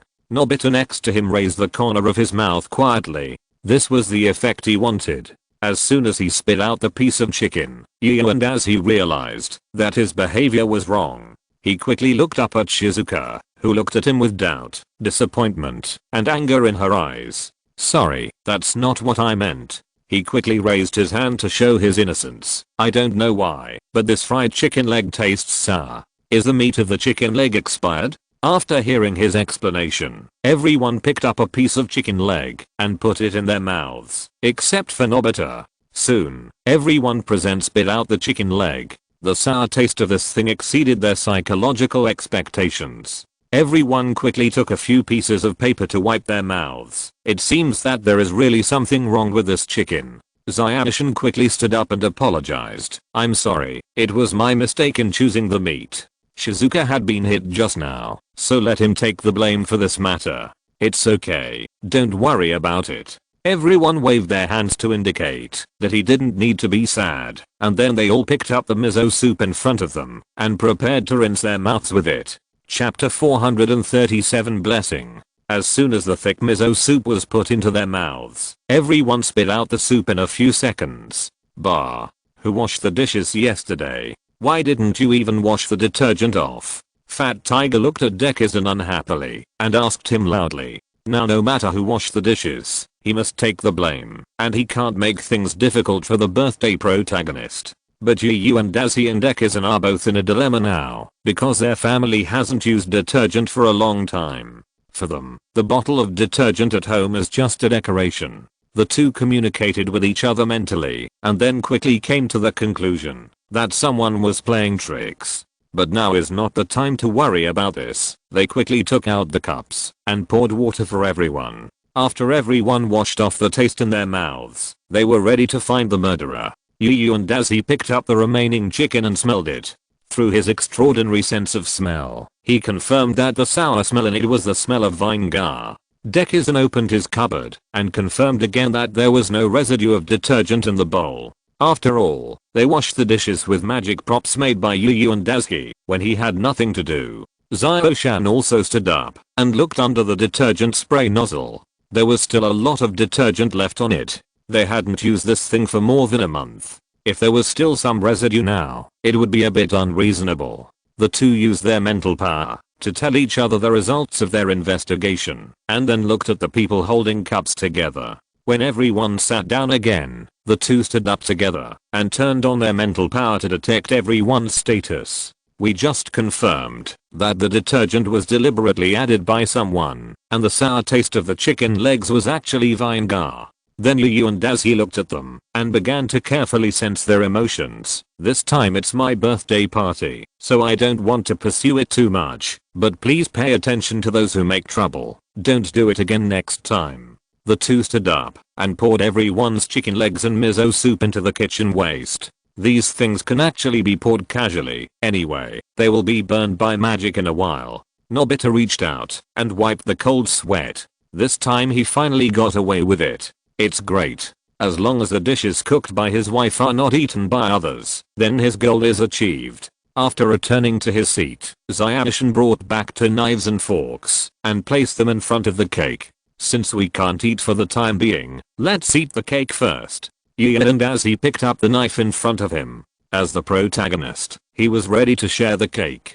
Zio-chan pulled him down helplessly. Don't be anxious. Wait until we light the candles and make a wish before sharing the cake. Kingai pulled the corner of Zio-chan's clothes. What is this cake? Do you have to eat it on your birthday? Yes. If it's at home, you must buy a cake to eat on your birthday. Demishan touched Kingai's head and asked him, then when is your birthday? Kingai thought about it and finally said with a look of disappointment, I don't know, my father didn't tell me. While talking, they had already lit the candles and asked Yu and Dazi to stand up and make a wish. The others held hands and began to sing happy birthday around the host of this party. Kingai held Zio-chan with one hand and Shizuka with the other, feeling a little embarrassed. After all, he had been here for so long, and it was the first time for him to hold hands with someone in this world. Soon, Yu and Dazi closed his eyes and made a wish, then exhaled gently and blew out 10 candles. With his strength, if he used too much force, he was afraid that the whole cake would be blown apart by him. Then he picked up the knife. Then, the next step is to cut the cake. Just as he was about to cut, Zio-chan interrupted him again. Yu and Dazi, happy birthday to you. Then Zio-chan and Shizuka held a pottery figurine and placed it on the table carefully. This is a small gift made by the two of us. I hope you like it. Yu and Dazi, who was about to eat the cake, had to put down the knife in his hand again and picked it up with both hands. Thank you, I like it very much. Zio-chan and Shizuka smiled at each other, then turned around and left to make room for themselves. Next was Fat Tiger, who placed a small box in front of Yu and Dazi. This is a little gift from me, you must cherish it. Seeing that Fat Tiger was about to cry, Yu and Dazi curiously opened the box. There was a photo of Ito Tsubasa lying inside, and it was signed by her. I managed to snatch this when I went to her concert last time. I'll give it to you. Fat Tiger bid farewell to the signed photo with tears. Yu and Dazi carefully put the photo away. Okay, I will definitely cherish it. Then Nobita and Doraemon came over, and Yu and Dazi looked at Nobita with interest, waiting for his little gift. This guy dared to ruin his birthday party just now. Does he really think he has lived too long? Nobita took out a comic book and put it in front of him. This is the hardcover edition of Superman Paman that I and Doraemon jointly purchased. Please accept it. Yu and Dazi still smiled and accepted their comics. This time, considering that it was his birthday, he would not pursue the matter. Sunia pushed them away. What's this? I have a whole set at home. Let's take a look at my latest remote control robot. Sunia handed his bag to Dazi, and inside it was the little gift he had just bought. Next came Tsuneo Shiyumi. The two of them handed over a gold coin. This is a small item in our home. It is said to bring luck. Yu and Dazi took it with curiosity. Can this thing really bring luck to people? Forget it, just carry it with you. It is better to believe it than not to believe it. Then it was Shizuka. He came over with a small cloak and put it in Yu and Daz's hand.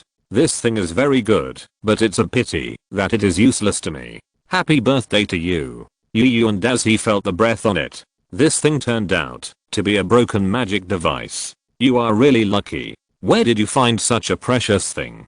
Shizuka spread his hands. I happened to encounter it when I went out last time, so I picked it up. Really? Then you are really lucky. Yu and Daz. He nodded. He almost guessed where this thing came from. Then it was Yu. He came over with a small cloth bag. This can hold things. We just happen to have extra at home. Daz's eyes lit up. This thing is the bag he usually uses to hold talismans. Is there an extra one? The others were very confused. A small cloth bag that can be used to carry things. Can it be considered a gift? But seeing that Yu and Daz. He seemed very happy. It shouldn't be too bad, right? Finally, it was King Yu. He took out a wreath from behind him and put it on Yu and Daz's head. He didn't have anything to give him, so he had to make a gift with local materials this morning. Yu and Daz. He smiled and touched his head, then looked at everyone. I have received everyone's blessings, so let's start eating the cake now. Everyone present raised their knives and forks. Okay. Chapter 438 Game. After sending away the people who were celebrating Yu and Daz's birthday, the three of them began to clean up the messed up room. By the way, what are you going to do about Nobita? Shizuka asked Yu and Daz his plan while cleaning with his mental power. I don't plan to do anything to him. Since he gave me a gift, I won't pursue it this time. Shizuka nodded. Since Yu and Daz had no intention of pursuing it, he didn't have to worry. If he said he wanted to go over and take revenge, then Shizuka would have to do it for him. After all, Yu and Daz's actions were not light or heavy. If someone died, the problem would be serious. After cleaning the house, Yu and Daz took out the little Superman Parman. Junfei, do you want to read this book? No need. Demishin only took a look at it and lost interest in it. He has never been very interested in books like comics, so it's better to keep it for himself. King Yu immediately ran over. If you don't want it, I will. Anyway, I'm still worried about not having books to read. Since this guy learned some languages, he gradually became lively and began to like these relaxing comics. But Daz he immediately took the book back. When you don't stutter when you speak, I will give it to you. Ha, stingy. King Yu made a face at him and then went back to the second floor to continue studying. Even for the comics, he had to study hard. Time passed quickly, and it was Sunday again in a blink of an eye. The two were still reading at home. In the afternoon, Yu and Daz felt that it was not a solution for him to continue like this, so he took them out to play. Demushan followed him reluctantly. It was really boring to go out when there was nothing to do. They followed their usual habits and walked towards the open space first. But when they arrived, they found that there was no one on the open space. Yu and Daz touched his head. What's going on? Are they all at home? Shizuka did not respond, but directly opened his mental power and began to explore Nobita and Shizuka's home. With the help of the transcendent state, Shizuka's detection range suddenly soared to a radius of 10 kilometers.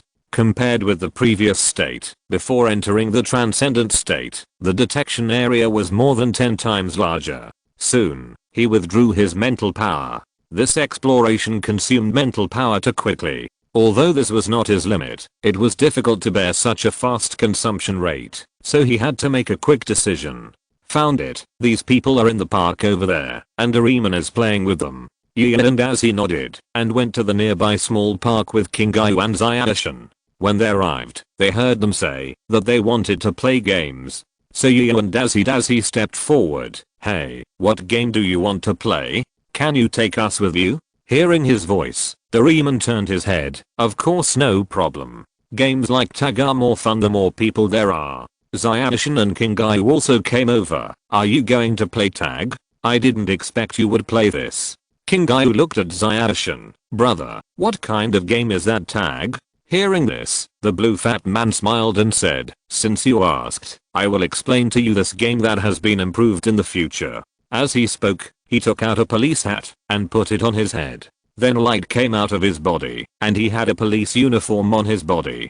Today we are going to play the future police catching thieves game. After the improvement, the police have special props. The blue fat man took out a certificate from his waist. This thing can be used to question others, but it is limited to asking creatures within the scope of the game, not limited to humans, as long as you can understand it. Then he took out a gun, the immobilization gun. After being hit, the body will be immobilized for 1 minute. Let me show you the effect. Doraemon looked around and felt that it would be bad to hit anyone among these people, so he raised his hand and hit a child not far away. The child who was originally playing house immediately stopped, as if he had become a wooden man. The blue fat man put away the pistol. That's it, but he will recover after a minute. Finally, this is it, the super police dog nose. He finally took out something that looked like a dog's nose. As long as you wear this, your sense of smell will be as sharp as a police dog, and you can search for the smell of nearby criminals. After explaining, he put this thing into the pocket on his waist and put it side by side with other props. Xiaoshan was a little puzzled, but in this case, aren't the police a little too strong? Thieves can't play at all. Doraemon shook his head. No. Thieves also have their own exclusive props, the thief's furoshiki. The blue fat man took out a green scarf from his pocket and tied it around his short neck. Then he jumped lightly and jumped onto the street lamp several meters high, which made everyone envious. Then he jumped down from it again, and at the same time, pulled open the furoshiki, and the green skin instantly turned into a small parachute. Doraemon landed lightly in front of everyone, without making any sound when he landed. This prop can reduce weight, make your movements more agile, and increase your physical strength by 50%. Flying over eaves and walls is no longer a dream. Then he took off the furoshiki and threw it casually, and the furoshiki stretched out and turned into a rope. Then he pulled it back, and the furoshiki was quickly recovered and returned to its original length. And this prop can also change its length according to the user's wishes, turning into a rope, or a parachute and a hang glider. The blue fat man grabbed two corners with each hand, and the bag became larger instantly, floating above his head like before. Then he waved his hand again, and the bag returned to its original shape, and was put back into his pocket. How about it? Isn't it fun to be a thief? Do you want to play this game? Yes. All the children present shouted in unison. They were very interested in this game. Even a few children who were watching the show nearby came over and said they wanted to join the game. How about it? Do you want to play it too? Daisy used his mental power to ask Xiaoshan for his opinion. Xiaoshan nodded. I think it's okay. This game is quite interesting. But if the two of us join, it's basically bullying the children. Isn't it boring?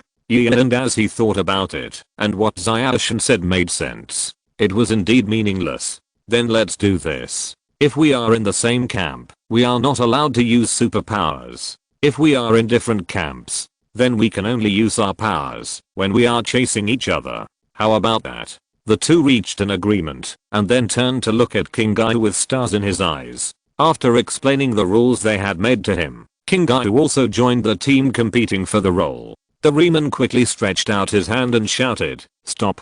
The roles are randomly assigned using props. You can't just be whoever you want to be." The crowded crowd finally stopped and shouted in unison, "Then hurry up and get the props out." If you're listening to this novel on a channel other than Fanfic World, it means they downloaded and uploaded it without effort. We cordially invite you to visit our channel, Mundo Fanfic Novelos. There you'll find the original version of this story and you can explore many other novels of various genres. We're waiting for you to immerse yourself in a world of incredible novels. Chapter 439 New Record. After everyone quieted down, Doraemon took out a small cannon from his pocket and placed it in the middle of the group.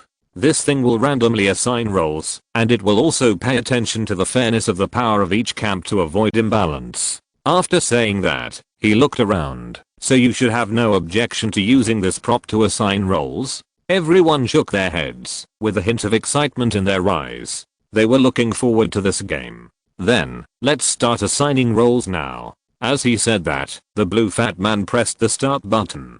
The machine automatically scanned the people around, determined the number of people and the approximate strength, and quickly divided the camps. Everyone only heard the cannon roar helplessly on the ground for a while. and a huge ball was ejected into the air by it. After the light ball was several meters off the ground, the pink ball suddenly exploded and turned into 16 small balls that fell on everyone's heads. Gian and Azzy became a policeman, and King Gayu and Zayashin had a bundle of cloth on their heads. As for Nobita, who was good at shooting, he was assigned to the thief. It seems that this thing really took into account the fairness of strength, otherwise the game would become very boring. After the roles were assigned, everyone looked at their props excitedly and began to think about what they should do later. Then Doraemon took out a timer and began to explain the rules to them. The total game time is 30 minutes, and the location of this game is the entire town. You are not allowed to run out without permission, understand? Within this range, as long as the police catch all the thieves, the police win, otherwise the thieves win. Doraemon looked around, and everyone nodded happily, indicating that they understood the rules. The blue fat man threw the timer. Then the game officially begins. You have half a minute to leave first. After the timer flipped several times in the air, it stabilized in the air and began to count for 30 seconds. At the same time, a baffle suddenly appeared under the police's hat to prevent them from peeking at the direction where the thieves left. The police present silently waited for the end of the timer before officially starting this game. Their opponents were not idle either. The 8 thieves immediately fled and began to look for places to hide. Nobita and a few others ran into the bushes, trying to use the jungle to cover their bodies. As soon as they entered the bushes, the others fled in all directions, and in an instant, Nobita was the only one left. He looked around in confusion and panicked. What should I do? Where should I run? After being silent for a few seconds, he decided that he should not be so decadent and should take action. After making up his mind, he rekindled his fighting spirit. No matter which way, I must not sit and wait for death now. Don't hesitate. After saying that, he closed his eyes and rushed in one direction, starting his escape. Soon, he rushed out of the small bushes, as if he saw the dawn ahead. There is such a beautiful world waiting for him outside. How could he be caught by those little policemen? When he walked out of the bushes and saw the scene in front of him clearly, he was suddenly stunned and stood there at a loss. The timer in front of the baffle of Yu and Dazi and others was reset to 0, and the baffle was instantly retracted into his hat. The first person everyone saw, after regaining vision, was Nobita, who was still stunned in front of them. Surrounded by so many people's gazes, Nobita said that he was under a lot of pressure. Now, no matter how stupid he was, he knew that he had just run in the wrong direction. After a few seconds of short and long silence, Nobita suddenly jumped up. Help. Doraemon stared with a dead fish eye, stretched out his hand to grab his wrist, and arrested Nobita. Then Doraemon shook his head helplessly. Really, I guess you are the fastest one to be arrested in this game.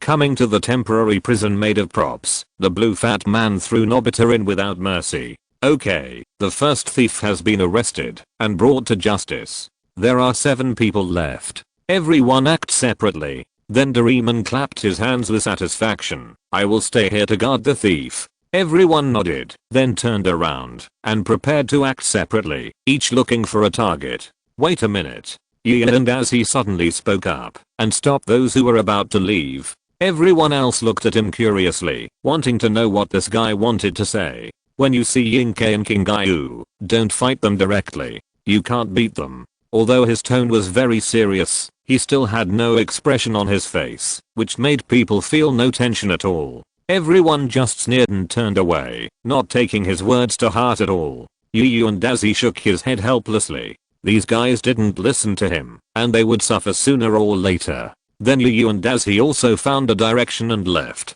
He was going to find his own prey. Soon, only Nobita and Doraemon were left on the scene, feeling a little lonely. Nobita stretched out his hand from the iron railing and begged, "Hey Doraemon, there is no one here now. Why don't you let me out?" The blue fat man didn't think about it, turned his head and whistled. "You are dreaming. Let's talk about it in half an hour." Seeing that this matter was hopeless, Nobita sat on the ground helplessly, ready to be decadent until the end of the game. Not far away, Zayashin saw that the most troublesome opponent Yu and Dazi had left, and he decided to take action. Using the physical strength bonus brought by the bag, he easily crossed a distance of dozens of meters and came to the top of the prison. Doraemon, who was still on guard, had no idea that there would be someone above him rescuing him, and the speed was so fast. Dekisugi broke through the blockade without any hindrance and tore off the prison stickers on the wall. Nobita, who was in a state of decadence, found that the iron fence outside was suddenly gone. He was surprised at first and then covered his mouth. Now Doraemon outside was facing away from him. As long as he didn't make any sound, it was a good time to escape. So Nobita began to climb out of the cylinder on tiptoe, ready to take advantage of this time to escape. But just as he was about to leave here, his hand accidentally touched a dry branch. The crisp breaking sound echoed in the park, startling Doraemon, who was facing away from him. The blue fat man realized that something was wrong and immediately turned around to check on Nobita in the prison. When he saw that the iron fence had disappeared, he suddenly felt that something was wrong and hurriedly wanted to take out his gun. "Take a break first." An angry shout was heard, and then the green furoshiki covered his eyes. The blue fat man waved his pistol. "Damn you, Izuki, you dared to break in and rob the prison." Nobita saw that he was exposed, so he stopped hiding and ran to the back. When Nobita ran away, Izuki reached out and took off the furoshiki. He waved it in front of the blue fat man. "I'll take it back." Chapter 440, Surprise. Doraemon was enraged by this provocative action, picked up his small pistol and shot at Izuki.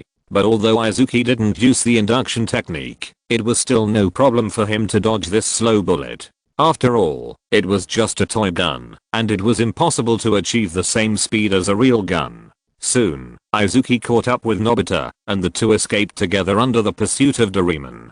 Nobita looked at Izuki. "Izuki, thank you for letting me escape this time. It doesn't matter, we are in the same camp now, we should help each other." As he spoke, Izuki took off his furoshiki and threw it forward. The furoshiki began to stretch according to his will, and then wrapped around a street lamp pole in the distance. Then he exerted force with both hands, and with the help of the furoshiki, he quickly disappeared from the sight of Nobita and Doraemon. Wow, it's only been a few minutes, and he has played so well. Let me try it too. Then he also took off his furoshiki and threw it forward. However, this time, because of the angle of throwing, Nobita was wrapped by the extended furoshiki instead. Doraemon behind him was still so angry that he lost his mind and fired randomly, not noticing Nobita on the ground.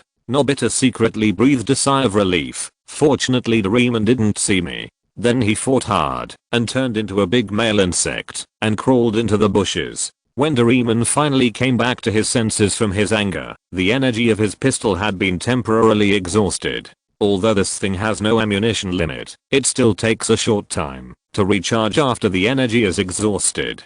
Putting the pistol back to his waist, he began to think about how his side should deal with Dekisugi. And as he said before that, if you meet Dekisugi and Kingayu, don't fight them. Is this the difference in strength? The blue fat man touched his chin and began to think about how to arrest the two. He didn't believe that with so many policemen on his side, he didn't even have the ability to arrest two children.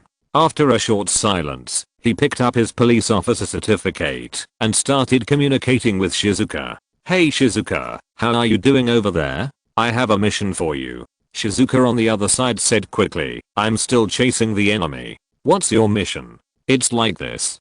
Dekisugi is difficult to deal with, and Kingayu's strength is unknown, so I want to ask you to go over there as an undercover agent." After a period of silence on the other side, he agreed to this matter. "I know. I'll find a way." Seeing that his plan was successful, the blue fat man took out his police officer certificate and prepared to announce to all the police, "Everyone listen. In order to deal with Dekisugi, we will plant undercover agents on the other side." And as he picked up Fat Tiger and Sunia in front of him and prepared to send them to the prison in the park, he had a sense of smell beyond ordinary people and happened to smell the smell of Fat Tiger, who had not taken a bath for a few days. After finding Fat Tiger, he found that it was a buy one get one free deal, so he hunted them down. Hearing Doraemon actually said that he wanted to plant undercover agents, he immediately became interested.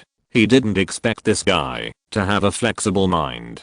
"Hey Doraemon, why are you planting an undercover agent? Have you fought with Dekisugi?" Doraemon nodded. his tone solemn. Yes, judging from his performance, he is a very difficult enemy to deal with. In order to facilitate communication, Yu and Daisy grabbed the two prisoners behind him with one hand and took them away. I have reminded you that these two people are not easy to deal with. Forget it. Let's wait until you get their whereabouts first. After saying that, he hung up the communication and concentrated on escorting the two thieves in his hands. The current rule is that you only need to grab the other person's wrist and their hands will be automatically shackled together. If it was Zayashi, according to their agreement, he would naturally not be able to break free. But Kingayu is a bit troublesome because he is likely to act on impulse and escape by force. It is normal for a boy of his age to like to be competitive. Doraemon in front of the prison thought for a moment, still feeling angry, so he called two more people back. I'll leave this to you to guard. I'm going to go out and cause trouble for them now.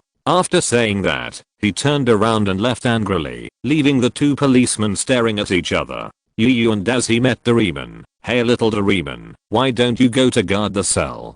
Do you even need to ask? I'm going to catch Dekisugi. That guy really should be locked up. Then he saw the two thieves behind me. You guys, you're pretty efficient at work. After the two chatted for a while, Yu and Daisy returned to the park, locked the two of them in prison, and then he was ready to leave again. Hey wait, Yu and classmate, aren't you going to guard here? It should be easier with you here, right? The policeman who had little interaction with him suddenly stopped him and wanted to ask for his help. Although he didn't know much about Yu and Daisy, he must be a very powerful person to be able to defeat Fat Tiger, right? Forget it. Yu and Daisy waved his hand. I don't like the feeling of being idle, so I'd better go out and find something to do. And if I don't take action, I guess you will never catch all the people. After that, he left the park again, ready to look for his own prey. His target was very clear from the beginning. That was the little killin Kingayu. Because he could sense the location of the Dark Star cloak on him, Kingayu couldn't escape from the beginning. As for why he brought back two people first, it was completely a gift during the pursuit of him. Based on his familiarity with this area, he quickly approached the direction where Kingayu was. Doraemon also walked to the street and began to chase the thieves in his own way. He took out a police officer's certificate and asked the little cat beside him, have you seen one of these people? The blue fat man took out a few photos from his pocket, all of which were the faces of the thieves, and they were all wanted orders. The little cat discussed with each other and finally shook his head and said that he didn't see it. However, the child wearing a police uniform like him did see one, just at the corner in front.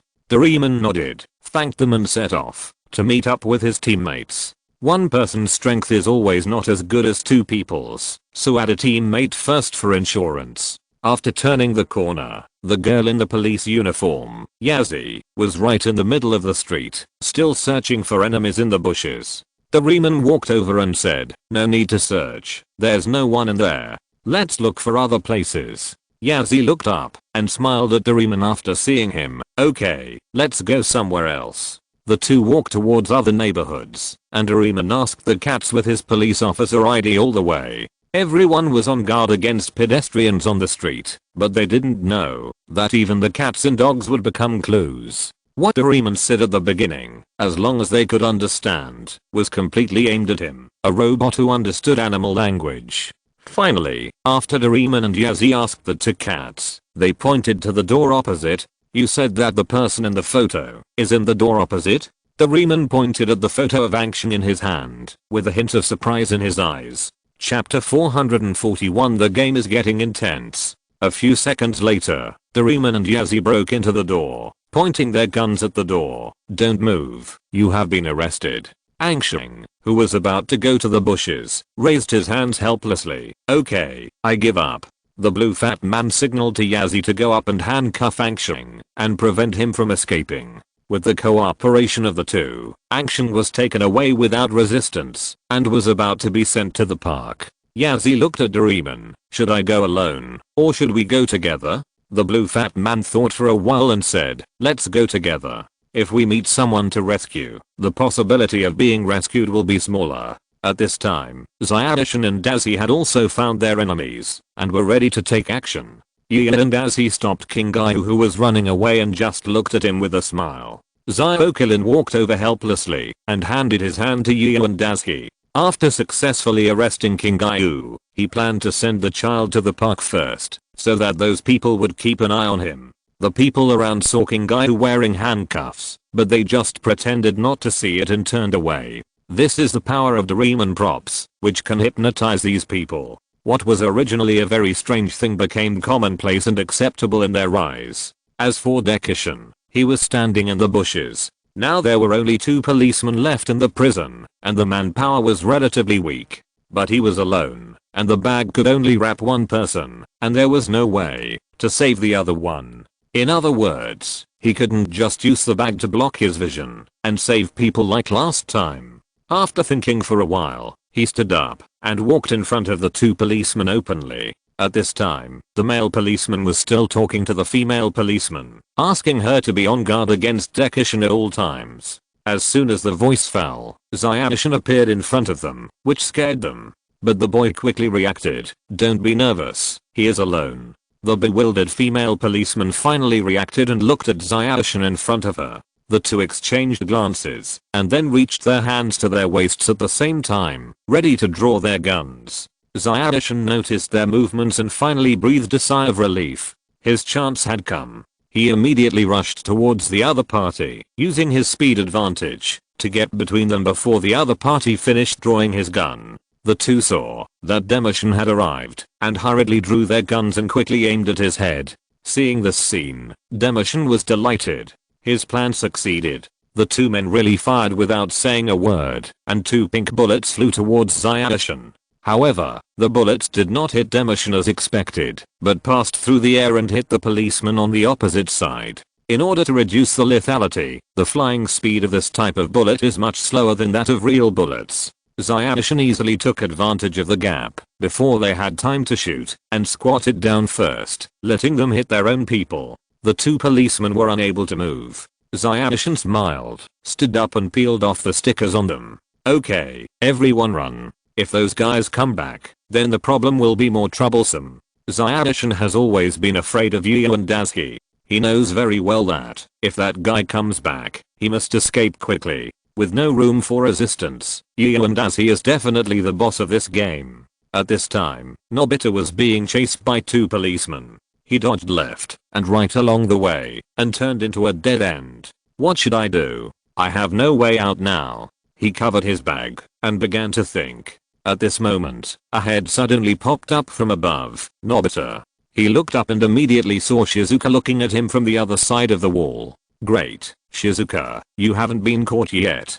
Hurry up and save me." Hearing Nobita's overjoyed tone, Shizuka suddenly felt guilty. "Let's not talk about this for now. Nobita, give me your bag quickly. I'll pull you over here now. Hurry, time is running out." 2 minutes later, Doraemon brought Yasuo back to the park and then saw the empty cell and the police sitting on the ground. "What's going on?"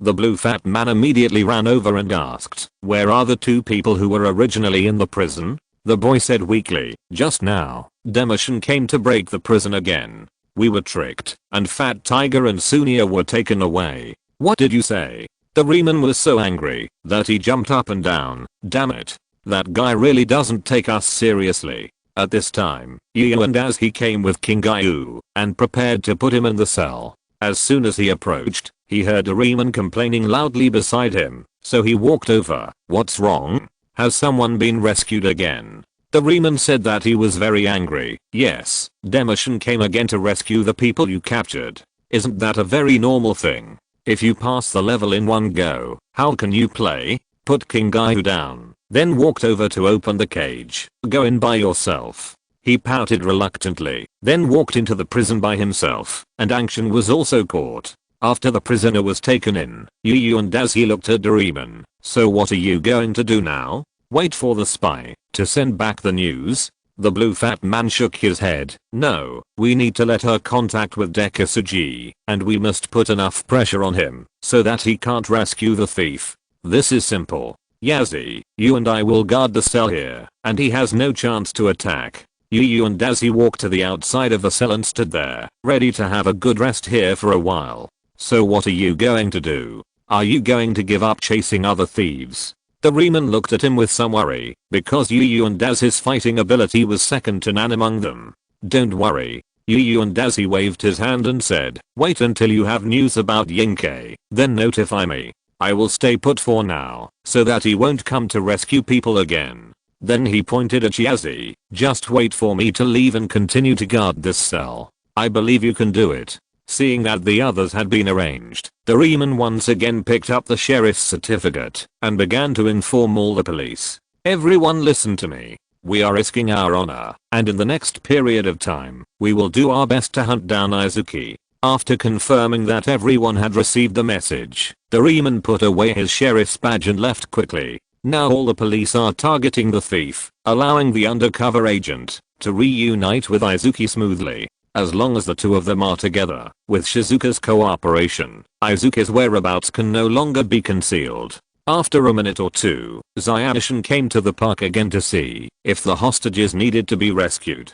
But here, he saw the person he least wanted to see, which made his actions full of uncertainty. It seems that they have learned their lesson. They actually let Yu and Daisy come to guard the house. This operation will be difficult.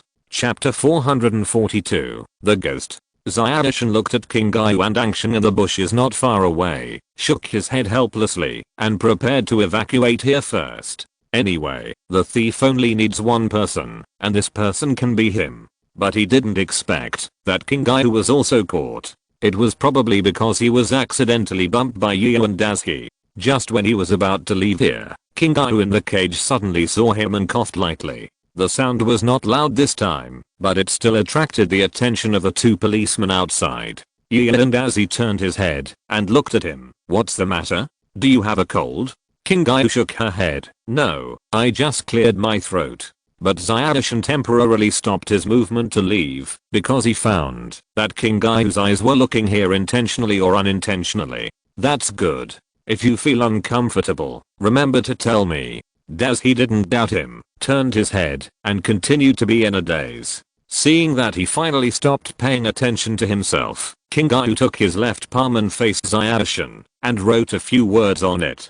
Demishin remembered the movements of his hands with his strong memory, and then wrote on the ground. The words just now are, spy? What does this mean? Is there a spy among us? After learning this news, Zion silently added a layer of vigilance in his heart. After doing all this, King Gayu closed his eyes and rested. What he had to do was done. After Zion got the news, he slowly left here and started running away. Although only one person needs to survive, it is safer to save a few more people just in case. If you are caught by accident, at least there are other teammates who can try to struggle. What if a miracle happens?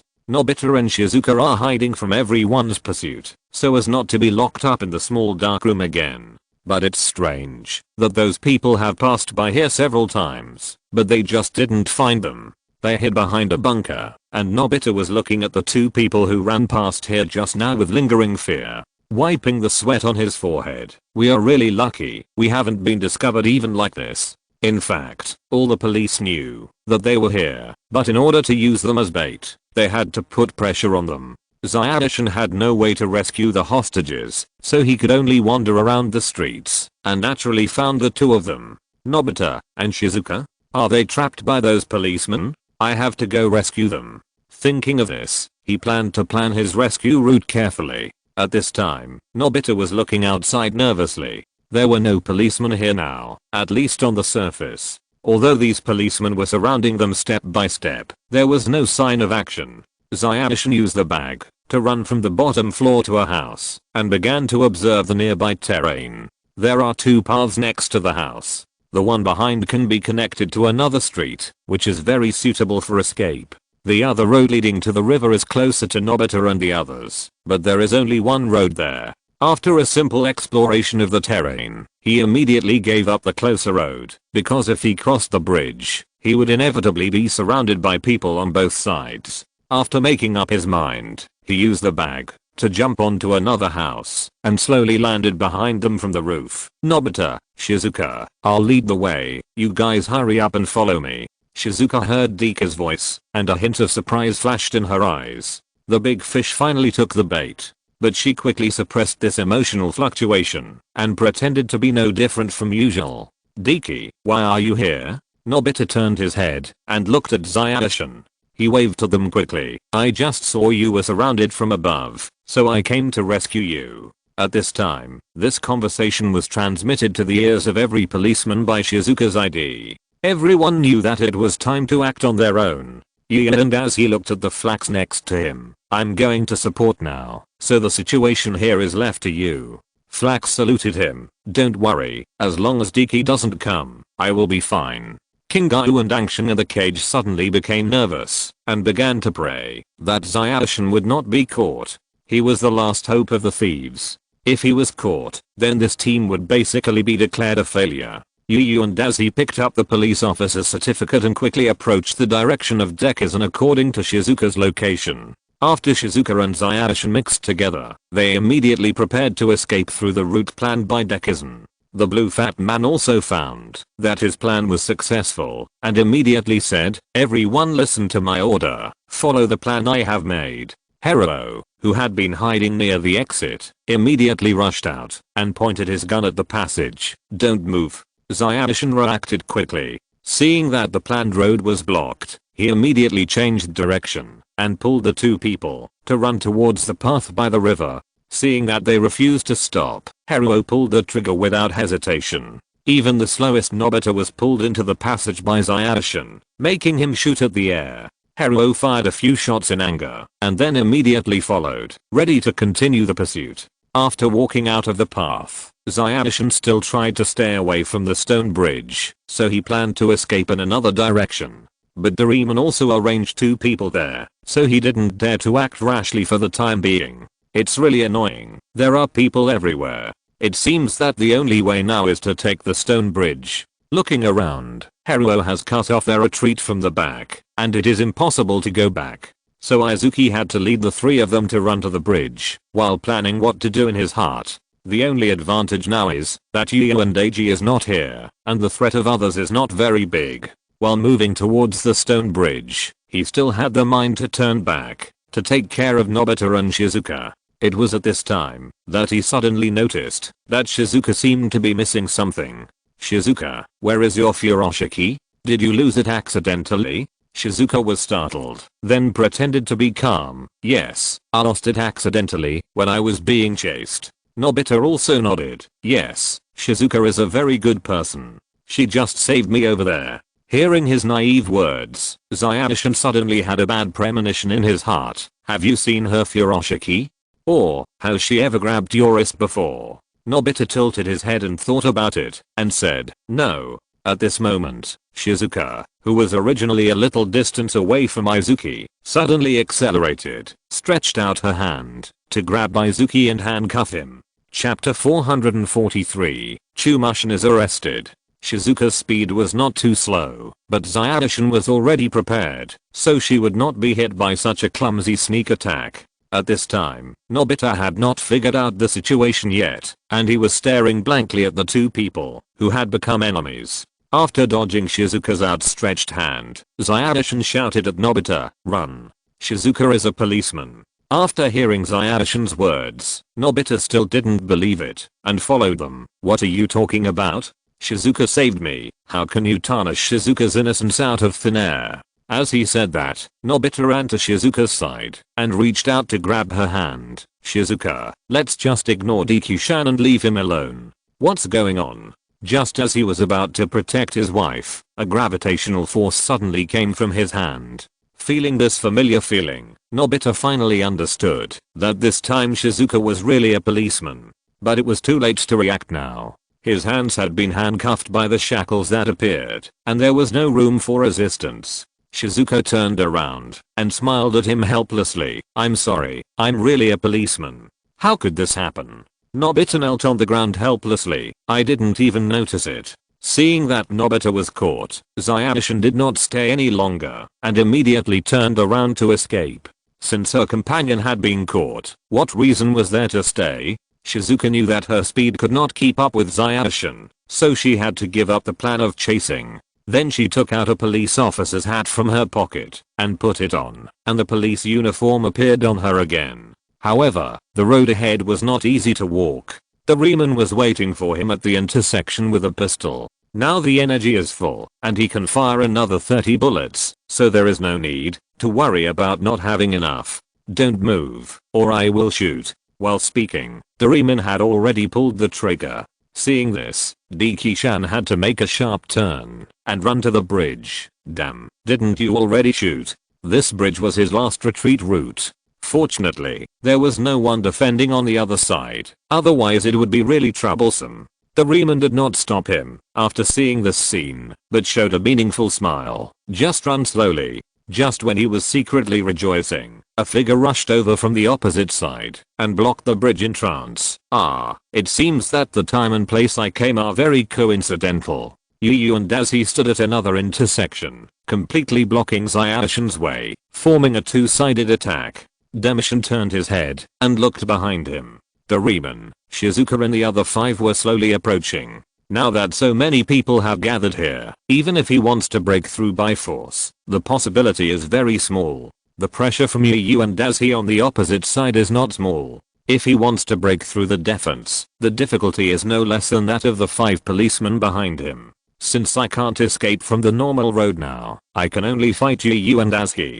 After thinking for a while, he changed his decision and set his target on Yu and Dazi, and gave up the 5 policemen behind him. The reason is very simple. He can use his ability when fighting against Yu and Dazi, so this battle will be variable. As for the 5 people behind him, as long as each of them fired a volley, even he would be very likely to be hit. Thinking of this, he immediately rushed towards Dazi, and at the same time, a white blade appeared in his hand. The people behind him said that they were all shocked. It was just a game. Why would they use knives and guns? Want to fight with me? Well, it's really embarrassing to be caught by those kids. A black sword appeared in Dazi's hand, and the blades of the two touched each other. As soon as they touched, Yu and Dazi felt an irresistible force coming from his hand, which pushed him back. A trace of surprise flashed in Chumashin's eyes. This was the first time he took action after learning the transcendence. Yu and Dazi really underestimated the enemy again. However, the time of happiness was only for a short while. He immediately rushed across the bridge and prepared to leave. After being with Yu and Dazi for so long, he couldn't be unaware that the guy had magic that could increase his strength. Dazi was forced back by a knife, and then he shook his hand helplessly, and his palm was a little painful. Is this guy serious? I have no choice but to be more serious and show my respect for him. As he spoke, he cast the 2nd level magic of super strength and wind, and then quickly chased in the direction of Zayashin.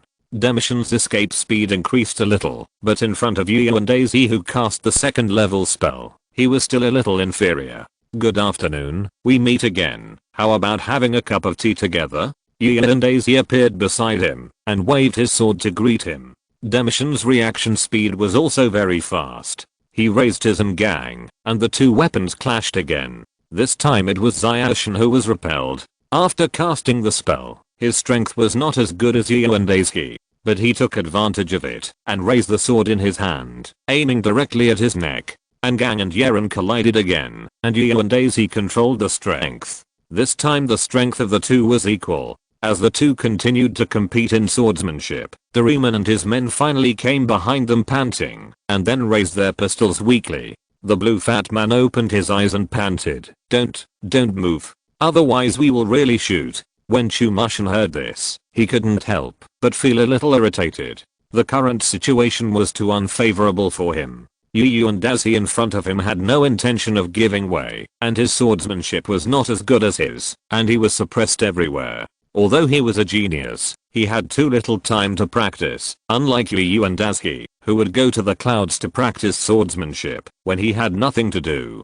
While talking, Doraemon really fired another shot, and both of them escaped safely. No. If you continue like this, you will definitely be caught.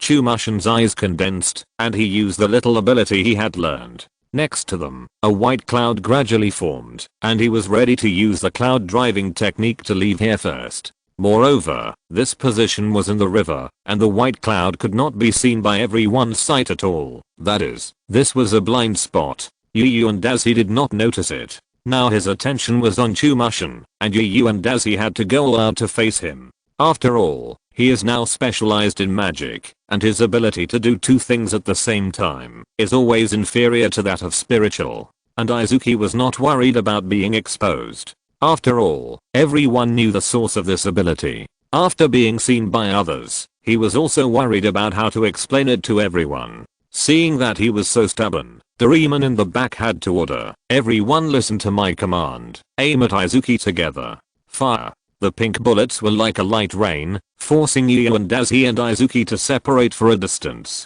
A few wells appeared on Yu and Dazi's forehead. "Are you guys impatient to move? You dare to shoot randomly?" Zyashin took this opportunity to jump onto the white cloud that he had just formed. Take advantage of now. Zyashin drove his white cloud and prepared to fly away. Yu and Dazi noticed his intention, and a layer of frost appeared on the blade. "You wish." Then he swung his blade, and a cold current gushed out, sweeping Zyashin on the cloud. The extreme coldness froze the white clouds instantly, and Chumushin was also affected to a certain extent, and felt that the flow of blood seemed to be blocked. Afterwards, the white clouds formed by Chumushin's ability fell into the river together, which ended the battle. Everyone waited for a while with guns on their heads, and Chumushin really emerged from the river. Yu and Dazi ran to his side and pulled him up, which was considered to be the end of this arrest game. Zyashin followed them all wet and sighed when he saw the extra handcuffs on his hands. He was really too careless. He was used to seeing him being a warrior, and he actually forgot that the world of ranged magicians was. Chapter 444 I have a cold. In this battle, both sides held back and did not go all out. First, there was no need to fight to the death, and second, if they went all out here, the noise would definitely be huge. After putting Zyashin in the cell, 4 thieves had been caught. Yu and Dazi clapped his hands in satisfaction. Since the 2 main characters had been caught, there was no need for him to take action. "You guys go outside to catch people. I believe the others will not be a problem for you." Yu and Dazi found a place to sit down, then fanned himself with his hat, looking relaxed and comfortable. Just as everyone was about to leave, Shizuka suddenly turned around and asked Zyashin, "How did you think I was a spy? Except for not having a bag, there should be no flaws, right?" Demushan touched his head a little embarrassedly. "In fact, someone told me that there was a traitor, so I became alert." King Gyu, who was next to him, was startled and silently moved his body inside. If Yu and Dazi knew about it, he would probably be screwed by that guy. Yu and Dazi just smiled at him, then covered his face with his hat and prepared to rest for a while. Not long after everyone left, Fat Tiger and Sunia were brought back by Doraemon and his friends. Because the 2 guys fought desperately, they were caught by the 2 men after they were shot with pistols. It was really tiring. In the last few minutes, the last 2 people were also arrested and sent to prison. This game of police catching thieves ended with a complete victory for the police, which disappointed the thieves for a long time. After Zyashin came out, he immediately ran to his house. He felt a little cold and needed to rest. Yu and Dazi walked in front of King Gyu and pinched his ear. "Are you itching for trouble? You dare to tell me in front of me? It hurts." "Brother, I was wrong. Please let me go this time. I promise there won't be a next time." Ignoring his screams, Yu and Dazi pulled him away. "Stop making noise. I haven't even used my hands yet. Who are you crying for?" The people behind him shook their heads helplessly. Since King Gyu came, Yu and Dazi's style of painting seemed to have gradually changed. Shizuka also waved goodbye to them. "Thank you Doraemon. I had a lot of fun this afternoon." Nobita and others looked at Shizuka's cheerful back and suddenly felt that their hard work for an afternoon was not in vain. After returning home, Zyashin immediately changed his clothes. "I've been squatting for so long, and now it's finally warm." Then he sneezed. "Strange. Why do I feel that the river water today seems to be colder than usual?" Yu and Dazi took King Gyu back home, and then asked him to go upstairs to continue learning foreign languages. After watching him for more than 2 hours, Yu and Dazi suddenly stood up and said, "I'll leave for a while." King Gyu finally breathed a sigh of relief. It seemed that his anger had subsided, and he was finally safe. Chumushin climbed onto the bed in broad daylight. Even after changing his clothes, he still felt extremely cold. Yu and Dazi came to the back mountain. Now he couldn't take back his cloak, so he had to come here. After sending out his induction technique and confirming that there was no one in the back mountain, he found a relatively secluded place to sit down. Those bamboos are growing well. The efforts we made some time ago have not been in vain. There was some relief in the voice of the soul-devouring monument. Yu and Dazi also nodded. Yes, the snow bamboo has grown more than 1 meter tall. Those delicious foods you mentioned should have been put in, right? Don't worry, when those things are harvested, I promise to invite you to taste them first. During the journey to the west, the old man said that he found some ancient food there, so he brought back some seedlings. In the almighty back mountain, the bamboos needed for food growth have been planted. During this period of time, the snow bamboo has taken shape under the unremitting efforts of Yu and Dazi. Naturally, he is very interested in the delicious food that the old man said. However, he did not come here to see the food today because his magic power has accumulated enough again to carve his 8th seal, which can make his hard power reach a higher level. After King Gaiu was freed, he picked up a black and white chess and planned to go to Xiaoshin's room to play games with him. Brother Chumushin, why are you still lying on the bed now? I remember you don't like to take a nap. King Gaiu ran to Xiaoshin's side and began to check whether he was asleep. At the same time, he took out the black and white chess. Brother, why don't we play black and white chess now? Brother Yuan is not here now. Xiaoshin was shivering in the quilt. Forget it, I feel a little uncomfortable today. You should play alone first. Seeing this, King Gaiu had to go to the side and put down his chessboard first, and then walked to his side and began to feel his condition. As soon as he touched, he found that Chumushin's body temperature was far below the normal line, as if he was about to be frozen. Brother, your body temperature is very low now. Have you been hit by any water-attributed magic recently? Xiaoshin thought for a moment and said, yes, I was hit by Yu and Dazi's magic just now. Could it be? King Gaiu nodded. Yes, that's why you got sick. I'll go find him now. After that, he quickly ran out of the room, ready to find Yu and Dazi who was breaking through. Hey wait. Xiaoshin stretched out his hand weakly towards the door. Can you pour me a cup of hot water first, and then go find him? Hello. Hello. Looking at the empty room, Xiaoshin sighed and closed his eyes. How come he was left alone again? Yu and Dazi had no idea about this, and was still concentrating on carving his talismans on the back mountain. King Gaiu was running aimlessly in the town, asking passers-by if they had seen Yu and Dazi. More than half an hour later, Dazi finished carving his talisman and stood up with satisfaction. Not long after, Yu and Dazi returned to the house, while King Gaiu was still running around the street. Yinkei, why are you lying in bed again? Did that guy Nobita use the equal bomb again? No, I will never let him go this time. After saying this, Yu and Dazi was about to turn around and leave here to find Nobita to argue. Chumushin immediately shouted with all his strength, hey, wait. Can't you listen to me first? Although he used a lot of strength, his voice was really weak now, and Yu and Dazi didn't seem to hear it. Just when he was about to go out, he suddenly turned back. Okay, I'm kidding. You can't have a cold again. As he said that, he stretched out his hand and put it on Xiaoshin's forehead and found that his head was cold. He withdrew his hand with some fear. What's the matter?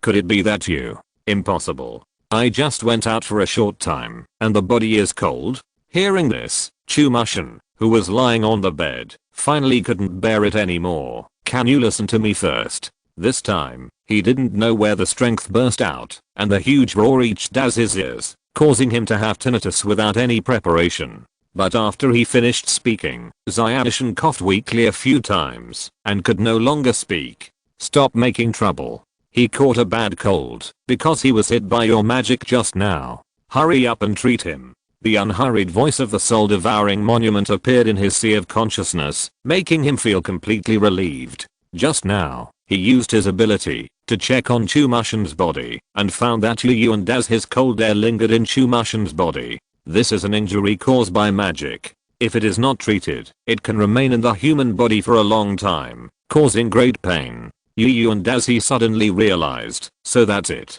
Then you just need to drink more hot water. After he finished speaking, he planned to go downstairs to boil water and use this traditional recipe of the Celestial Empire to treat the cold. Enough.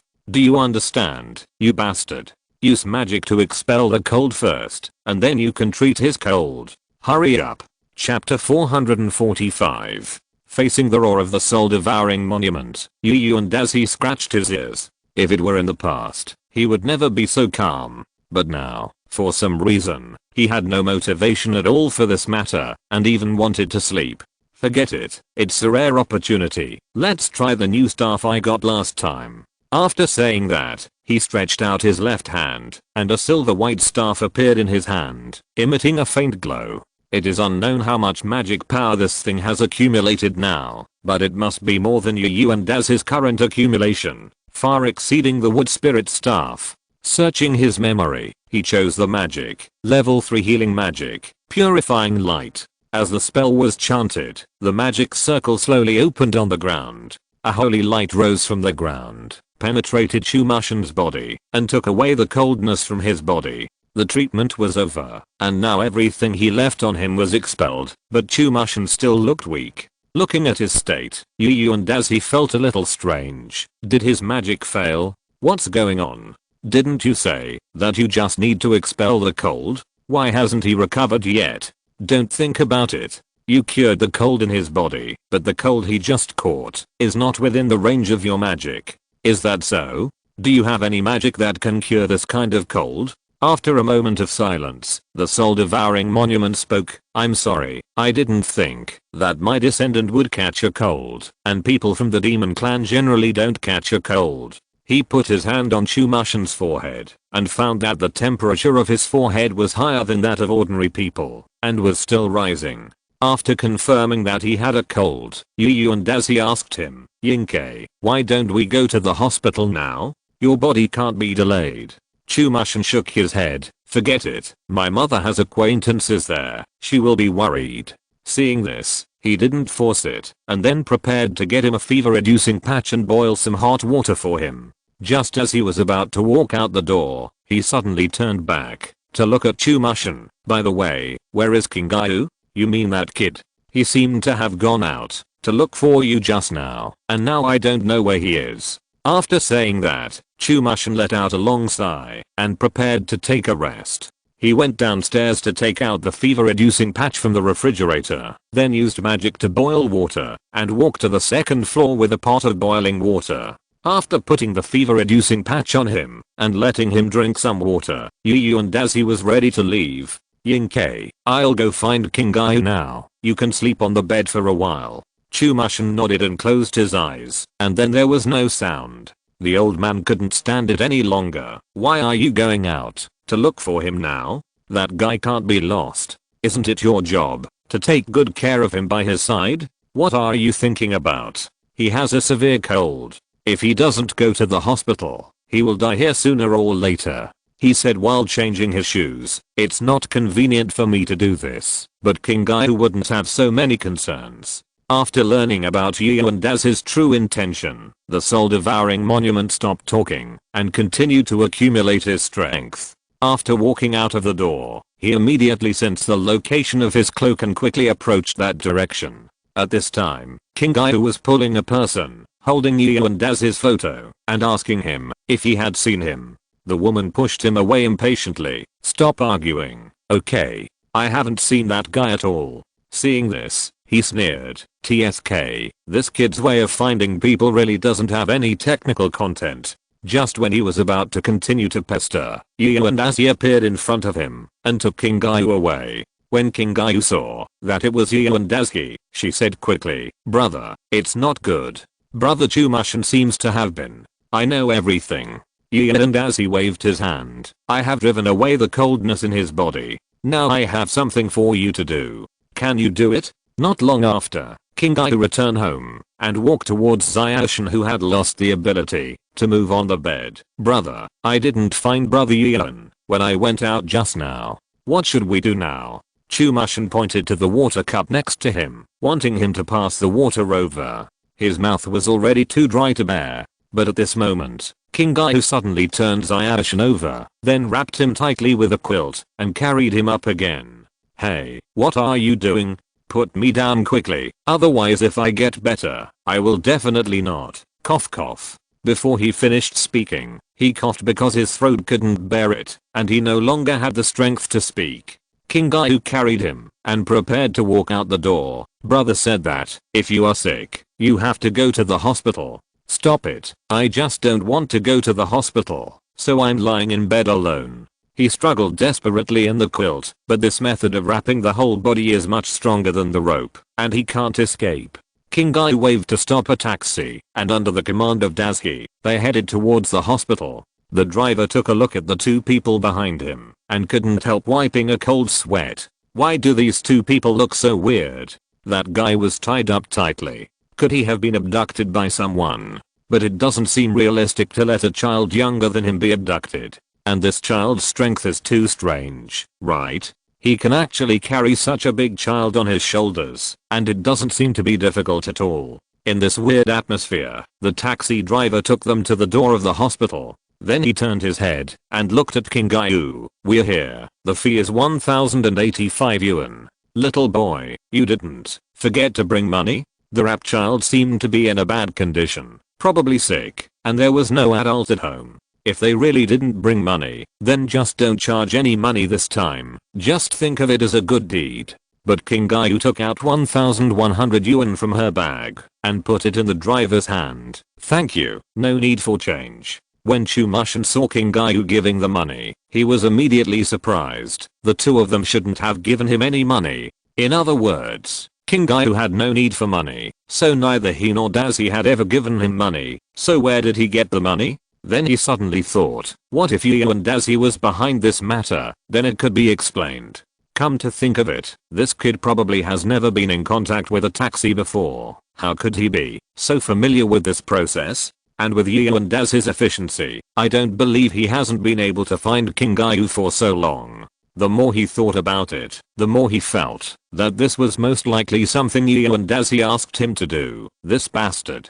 After King Gaio finished speaking, he ignored the stunt driver and ran into the hospital gate carrying Zayashin. After entering the gate, King Gaio waved his hand and put the quilt on his body into his cloak. While running towards the counter, he communicated with Daisuke through the Dark Star cloak. "Brother, I have already run into the hospital. What should I do now?" If you're listening to this novel on a channel other than Fanfic World, it means they downloaded and uploaded it without effort. We cordially invite you to visit our channel, Mundo Fanfic Novelos. There you'll find the original version of this story and you can explore many other novels of various genres. We're waiting for you to immerse yourself in a world of incredible novels. Chapter 446, Energetic Nobita. Did you see that nurse? Go to her to register. Don't worry about the money, I still have several hundred million in my cloak.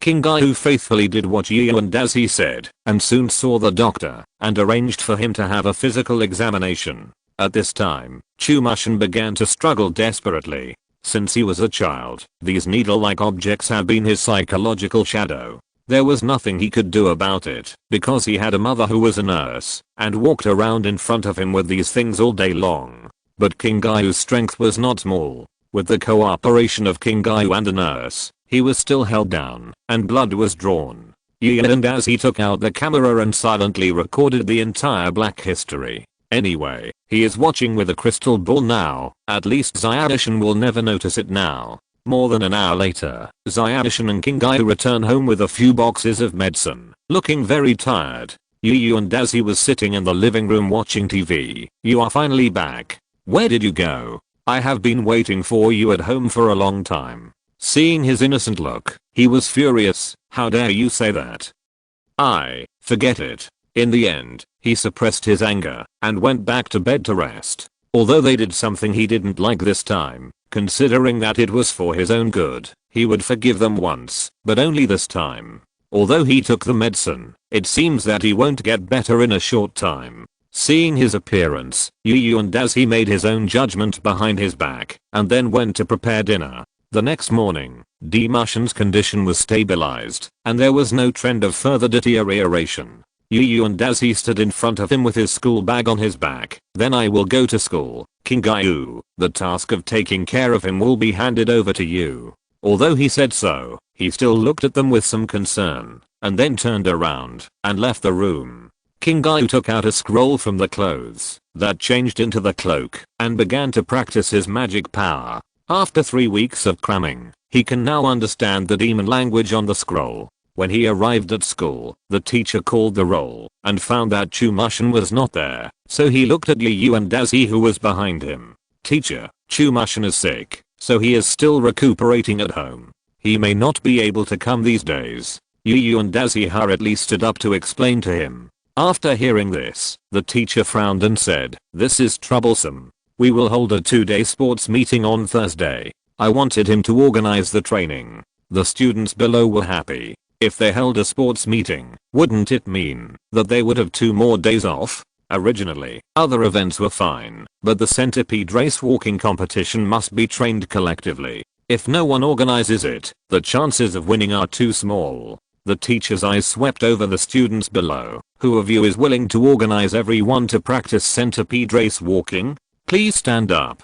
The people below suddenly became terribly quiet. No one volunteered, and no one even looked up. They were afraid to meet the teacher's gaze. Seeing this situation, the teacher shook his head helplessly. This is why he always gave the task to Dekisugi. Since no one is willing, then I have to appoint a student. Is there really no one willing to take the initiative? Sunir suddenly came up with an idea. He gently patted Nobita who was about to fall asleep next to him and said, "Nobita, the teacher will teach you to stand up and answer the questions." Hearing the word teacher, Nobita, who was still sleeping, suddenly woke up and immediately stood up and said loudly, "Yes, teacher." The teacher on the stage was absent-minded for a while. He didn't expect Nobita to take the initiative to take this task. Although he doubted Nobita's ability, the teacher would not refuse his request. He would not easily refuse any student's request to take the initiative, even the worst student. Even if the centipede race lost this time, the teacher would not blame him. Moreover, Nobita's performance has been getting better and better recently. If he was asked to organize it, it might not be worse than he thought. The teacher smiled again, walked to Nobita, and patted his shoulder with great satisfaction. "Then it's settled. You are the captain of the centipede race. Everyone must assist him in his work. Do you hear me?" Amid the enthusiastic applause of the whole class, Nobita became the captain of the centipede race with a confused look on his face. Sunir, who was sitting next to him, was laughing. "You guys are sleeping in class." After school, Nobita immediately ran home and threw himself on Doraemon for help. "What's wrong? Did Fat Tiger and Sunir bully you again? Let me teach them a lesson." After saying that, Doraemon took the air cannon and prepared to go find them. Nobita quickly grabbed him. "No, listen to me first, okay? This time it's something else." Seeing that it was not Nobita who was bullied, Doraemon calmed down and sat on the ground to listen to Nobita's story slowly. After listening, the blue fat man thought for a while and asked, "So what do you want to do now? To take revenge on Sunir?" "No, I think this is a good idea." Nobita suddenly became serious, contrary to his usual behavior, "but I'm afraid I'm not capable enough." After listening, Doraemon slapped him on the shoulder. "Well said. I haven't heard you say such motivated words for a long time." Nobita covered his shoulder that was hurt by the slap. "So Doraemon, do you have any props that can help me improve my organizational ability in a short period of time?" Doraemon shook his head. "There is no such thing, but actually you don't need that kind of thing." Then he began to dig into his pocket. "You can actually do very well. Now you just lack a little fighting spirit and confidence.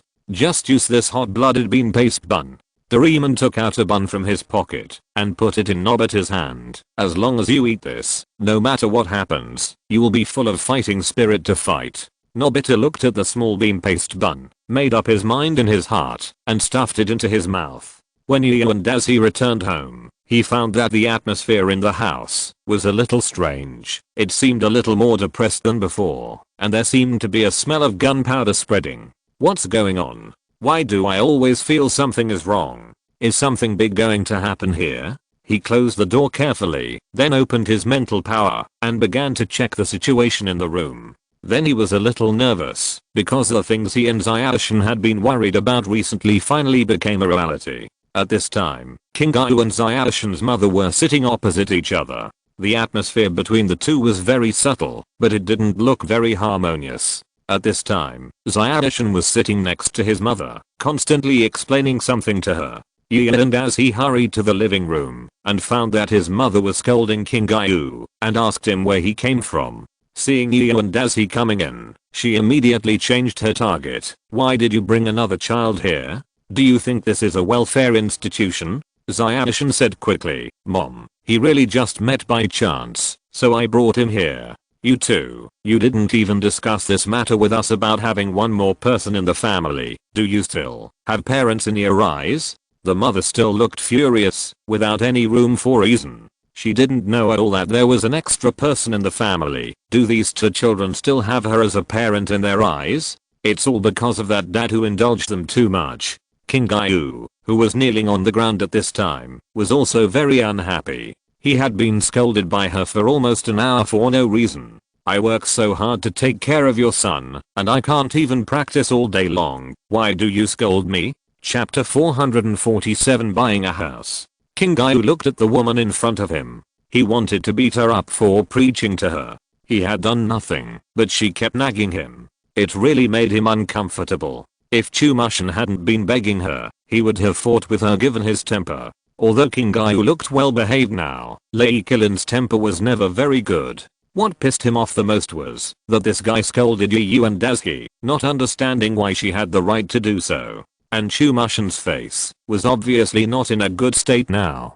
Couldn't you let him go back and rest first? So Kingayu, who couldn't bear it any longer, slammed the table and said, don't go too far. You're angry because of me, I'll just move out. Yu and Daisuke, who was outside the door, used his mental power to see the scene inside. He didn't know what to do, so he could only walk into the small room first. She turned her head and looked at Chumashin. Is this what you call a good child? You are clearly a rebellious brat. Hearing her say this, Chumashin didn't know what to do and could only wink at Kingayu, wanting him to apologize. But Kingayu, who was so angry, really didn't listen much and turned around and left the house. Hey, wait a minute. Yu and Daisuke hurried over, ready to have a good chat with him. But the angry mother suddenly stopped Yu and Daisuke. If you go after him now, then you can go with him. Then I'll take my leave. Thank you for taking care of me for so long. Yu and Daisuke rushed out without hesitation. Now it seems that this mother will not leave for a while. It is better to go out and avoid the limelight than to suffer at home. In addition, he really needs some closed space now, but it is not easy to renovate their home. Buying a new house has long been on his agenda, but he has not found a good time yet. Come back here. Damn. The actions of the two made her slap the table in anger, but she could do nothing about them. Chumashin also tried to comfort his mother, but he felt dizzy and then fell to the ground and lost consciousness. Yinkei. She immediately squatted down and began to carefully check his physical condition and then quickly gave him emergency treatment. After walking out of the door, Yu and Daisuke easily caught up with Kingayu, grabbed him and began to ask about the situation. What happened? Why did she come back suddenly? What happened between you? Kingayu took a few deep breaths to calm down, and then he was willing to answer the questions. This morning I suddenly received a call. She asked about Brother Mushin's current condition. I said I didn't know, because he was still sleeping. Then she started yelling on the phone, asking me to take his temperature first and read some medical report to her. I didn't know where the medical report was, and I didn't know how to take the temperature, so I told her the truth. I didn't know what to do, and then she started scolding you. And as he waved his hands quickly, wait, you said she scolded me on the phone. Why is it involving me again? I remember she said you were not serious at all, and couldn't even do such a small thing. I was so angry that I started arguing with her. After that, she seemed to find something wrong, so she asked who I was and why I was in her house. Because you told me not to tell you my origins, I didn't know how to answer and quickly hung up the phone. Hearing this, Yu and Daisuke had roughly understood what happened today and didn't know how to comment on it. So she came back and scolded you severely and drove us out. Yeah. Kingayu nodded and then whispered, "I'm sorry, I didn't mean it. It's really troublesome." And as he didn't hesitate too much and reached out to touch his head, "It's okay. Anyway, she didn't like me from the beginning. It's better to leave. But Deki's brother is still catching a cold now. If we leave, what will happen to him? Don't worry, his mother is a nurse. She will definitely do better than us. So let's worry about ourselves." After comforting Kingayu, and as he began to think about his own affairs. Now they are homeless again. "So brother, where should we go now? Let's find a new place to live?" And as he nodded and then cast his eyes in the direction of Nobita's house. "Let's go. I think I have found it. That place is most suitable for us to live." The two came all the way to the side of Nobita's house. And as he stepped forward and knocked hard on this two-story building that no one had ever noticed. A few seconds later, a woman came to them. "Two children. Are you here to play with Zioan?" And as he shook his head, "No, we want to buy this house, and if possible, we want to move in today." The woman was stunned for a moment, then smiled gently. "Little friend, don't joke.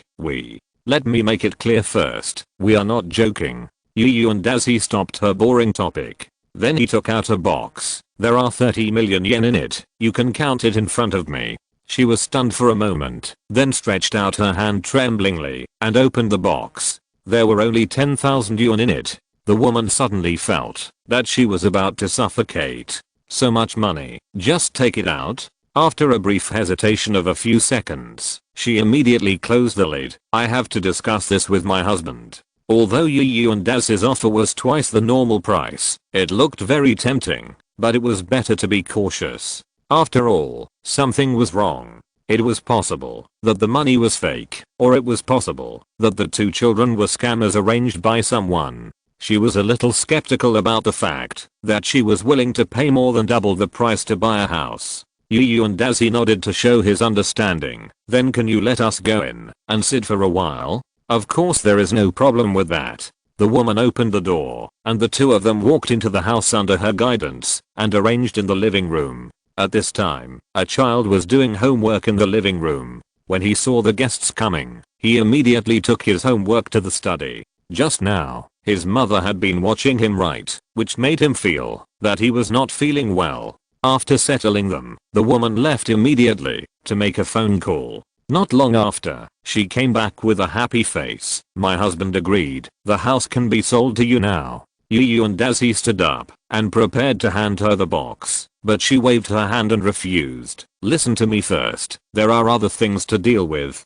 First of all, the signatures of the two of you on the contract have no legal effect, so you need to find an adult to come. And we also need to go to the bank to verify the authenticity of the money you took out." And as he was immediately embarrassed because he really didn't have a good candidate for the signature issue. "I see. In that case, let's go find a guardian first, and you wait for your husband to come back. How about that?" After the two reached an agreement, and as he left first, and Kingayu was left here by him. Anyway, it would be useless to take him there, so let him stay here first. It would be more relaxed for him to be alone. As soon as he walked out of the door, and as he began to bite his fingers. "What should I do? I really can't find anyone now." Before buying the vacant land, they asked the Inagawa Association to keep it for them, but now it is too late to find them.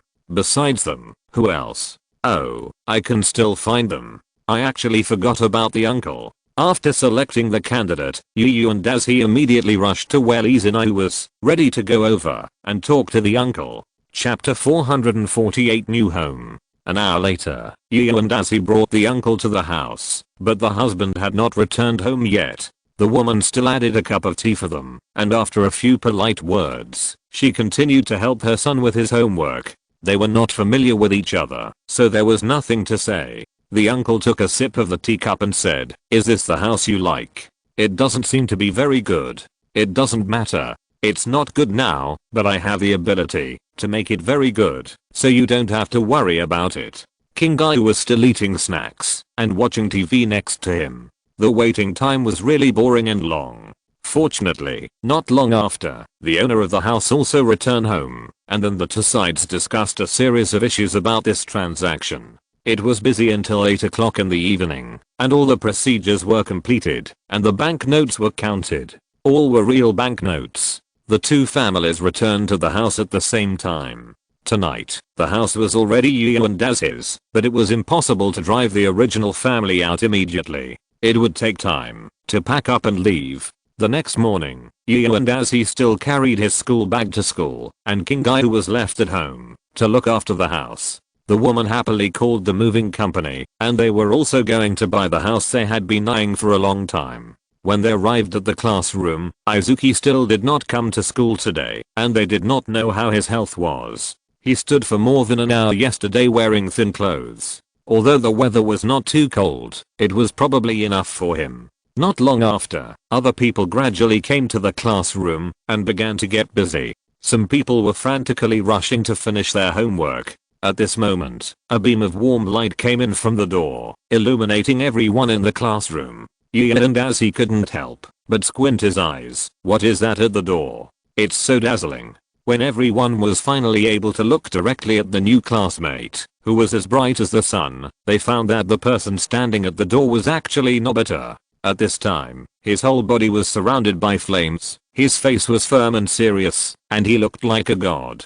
Yu and Dazi was a little dissatisfied with this look. What's going on? Why does this guy look more powerful than me? Nobita is really destined to be the protagonist. Nobita put down his things, walked to the podium, and said loudly, "This afternoon, we will rehearse the centipede race after school." After a brief silence, the students below burst into laughter, chattering and looking for excuses to ask for leave. But Nobita ignored all this. After the announcement, he went straight to his seat and prepared for class. It's really strange. Why is he so energetic today? It's like a different person. Yu and Dazi looked at him in confusion and then stopped paying attention to him. Looking at his current appearance, he must have asked Doraemon for props, but he didn't know what props they were. As the bell rang, the teacher came to the classroom on time and then noticed Nobita, who was surrounded by flames. It was hard not to notice him. A person who kept glowing in the classroom, even if he didn't move, was hard to ignore.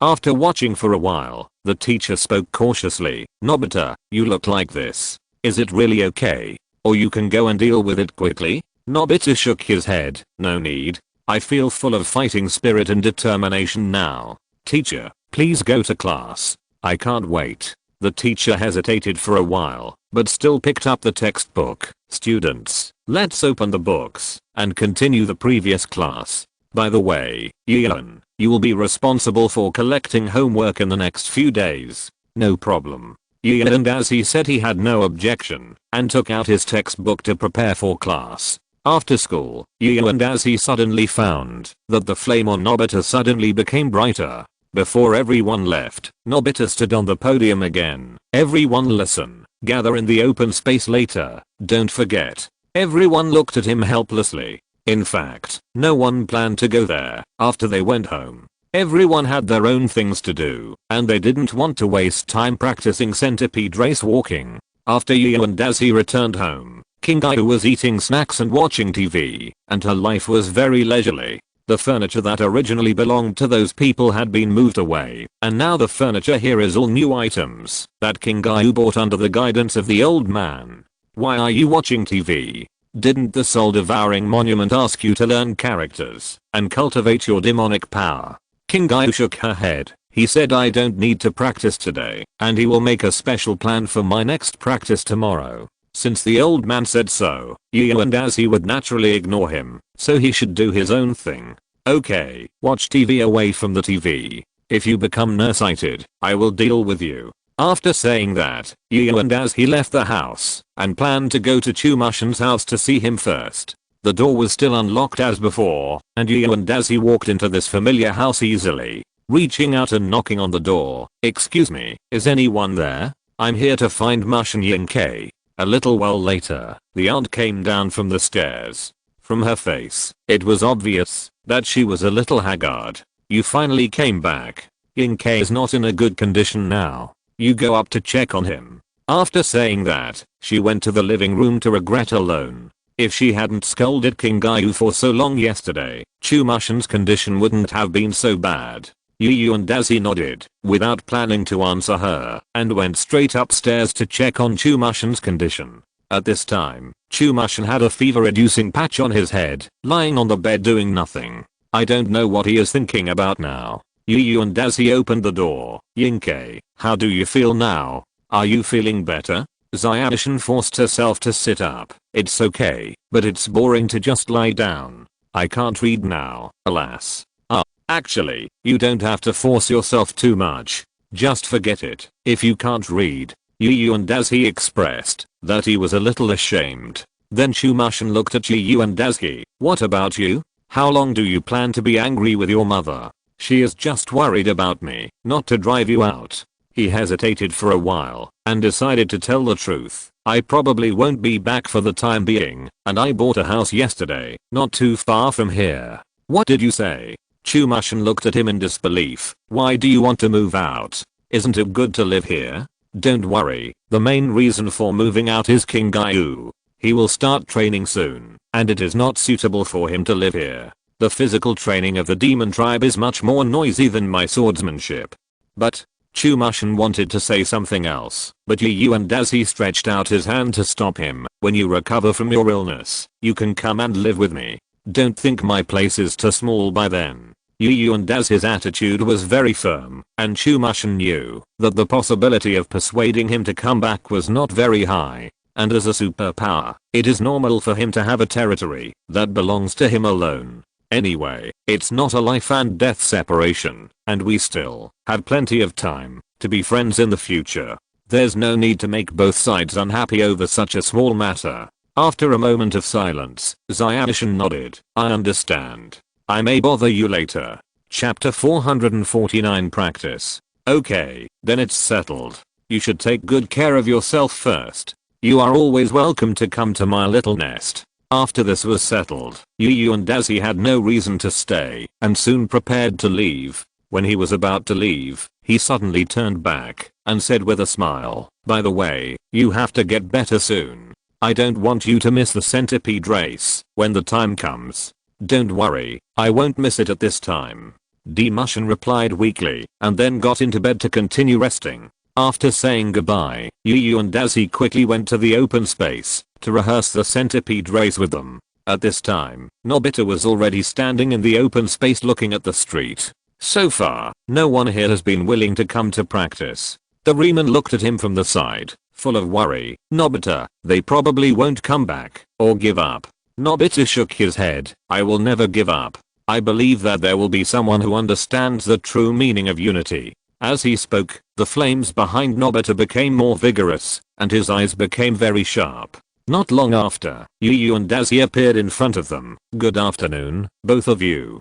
Walking up to them, Yu and Daisy was a little confused. What's going on? Why are there only two of you? The blue fat man pointed at the nearby houses, with a helpless look on his face. Don't mention it. Every one of those classmates who came here didn't take it seriously at all. Dakshin pointed at Yu and Daisy. No, since someone is here now, let's start practicing centipede race. The blue fat man nodded, took out two pairs of long clogs from his pocket, and put them on the ground. Hey, just the two of us? Yu and Daisy looked around. What's the point of two people's centipede race? Dakshin put on the clogs and looked at Yu and Daisy with a firm look, looking forward to his joining. Seeing this, Yu and Daisy had no choice but to spread his hands helplessly. Okay, two people are two people. Let's start practicing. Being stared at by such a firm gaze, he really couldn't say no, so he had to agree. Walking forward, Daisy took off his shoes and handed them to Doraemon for safekeeping, then walked behind Nobita and put on the clogs. Although he was not unfamiliar with this sport, it was indeed his first time playing it, and he didn't know what would happen. Yu and Daisy got into position, and Doraemon saw that both of them were ready, so he blew the whistle to start. Because of his status, Doraemon will not participate in this activity, but will accompany him throughout the training. Yu and Daisy habitually raised his right foot, while Nobita raised his left foot, and made a mistake in the first step. Nobita only felt that his left foot was fixed, while his right foot was lifted up by the force behind him. In this way, what was originally a cooperative run by two people turned into a run led by Yu and Daisy alone. While running, Yu and as he thought, it turns out that this game is not that difficult, it's so easy. And Nobita was dancing wildly in front, not knowing how to put his hands and feet. Now the power gap between the two sides is too big, and Nobita's weight does not feel like an obstacle in front of his power. Wait a minute. Seeing this, Doraemon blew his whistle to signal them to stop. Yu and Daisy stopped in confusion. What's wrong? Is there something wrong with my running? You two are totally uncoordinated. It's just that you are too strong to run with Nobita. This won't work. The blue fat man yelled for a while, and Yu and Daisy finally realized where he had made a mistake. Nobita shook his head at the blue fat man. It's okay, we just lack practice. Let's do it again. Then he looked at Yu and Daisy behind him. When you run later, lift your right foot first according to your habit. Don't make a mistake this time.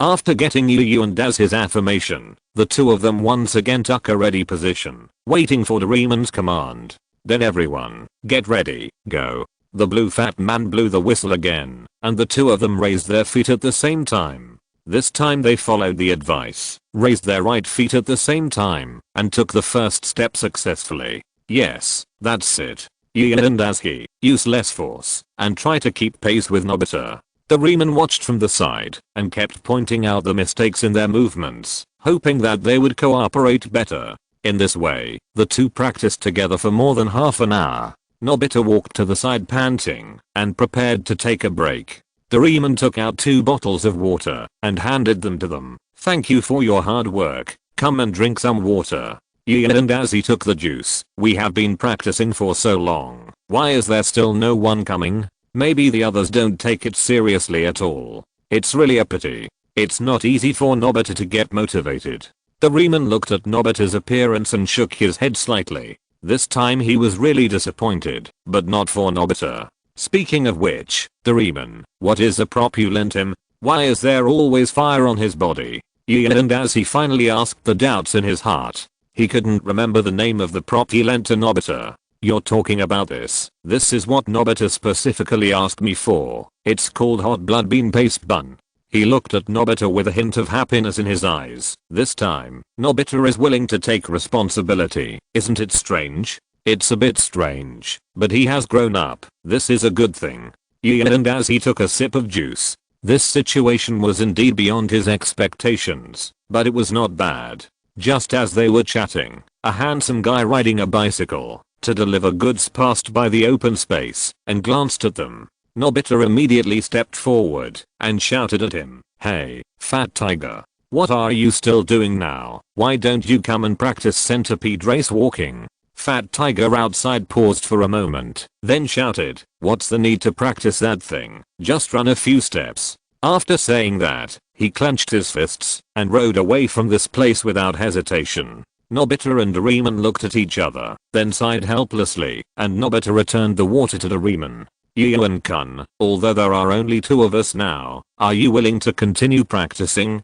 I won't force you." "Ah, no problem. Anyway, I have nothing to do when I go back now, so it's good to go out for a run." The two put on their clogs again while talking, and Doraemon was beside them, taking out a whistle. After practicing for more than an hour, the sun was about to set, and the speed of time passing was faster than he expected. During this hour, Yu and Daisuke accompanied Nobita to run, while also spending some time practicing magic, so it was not boring.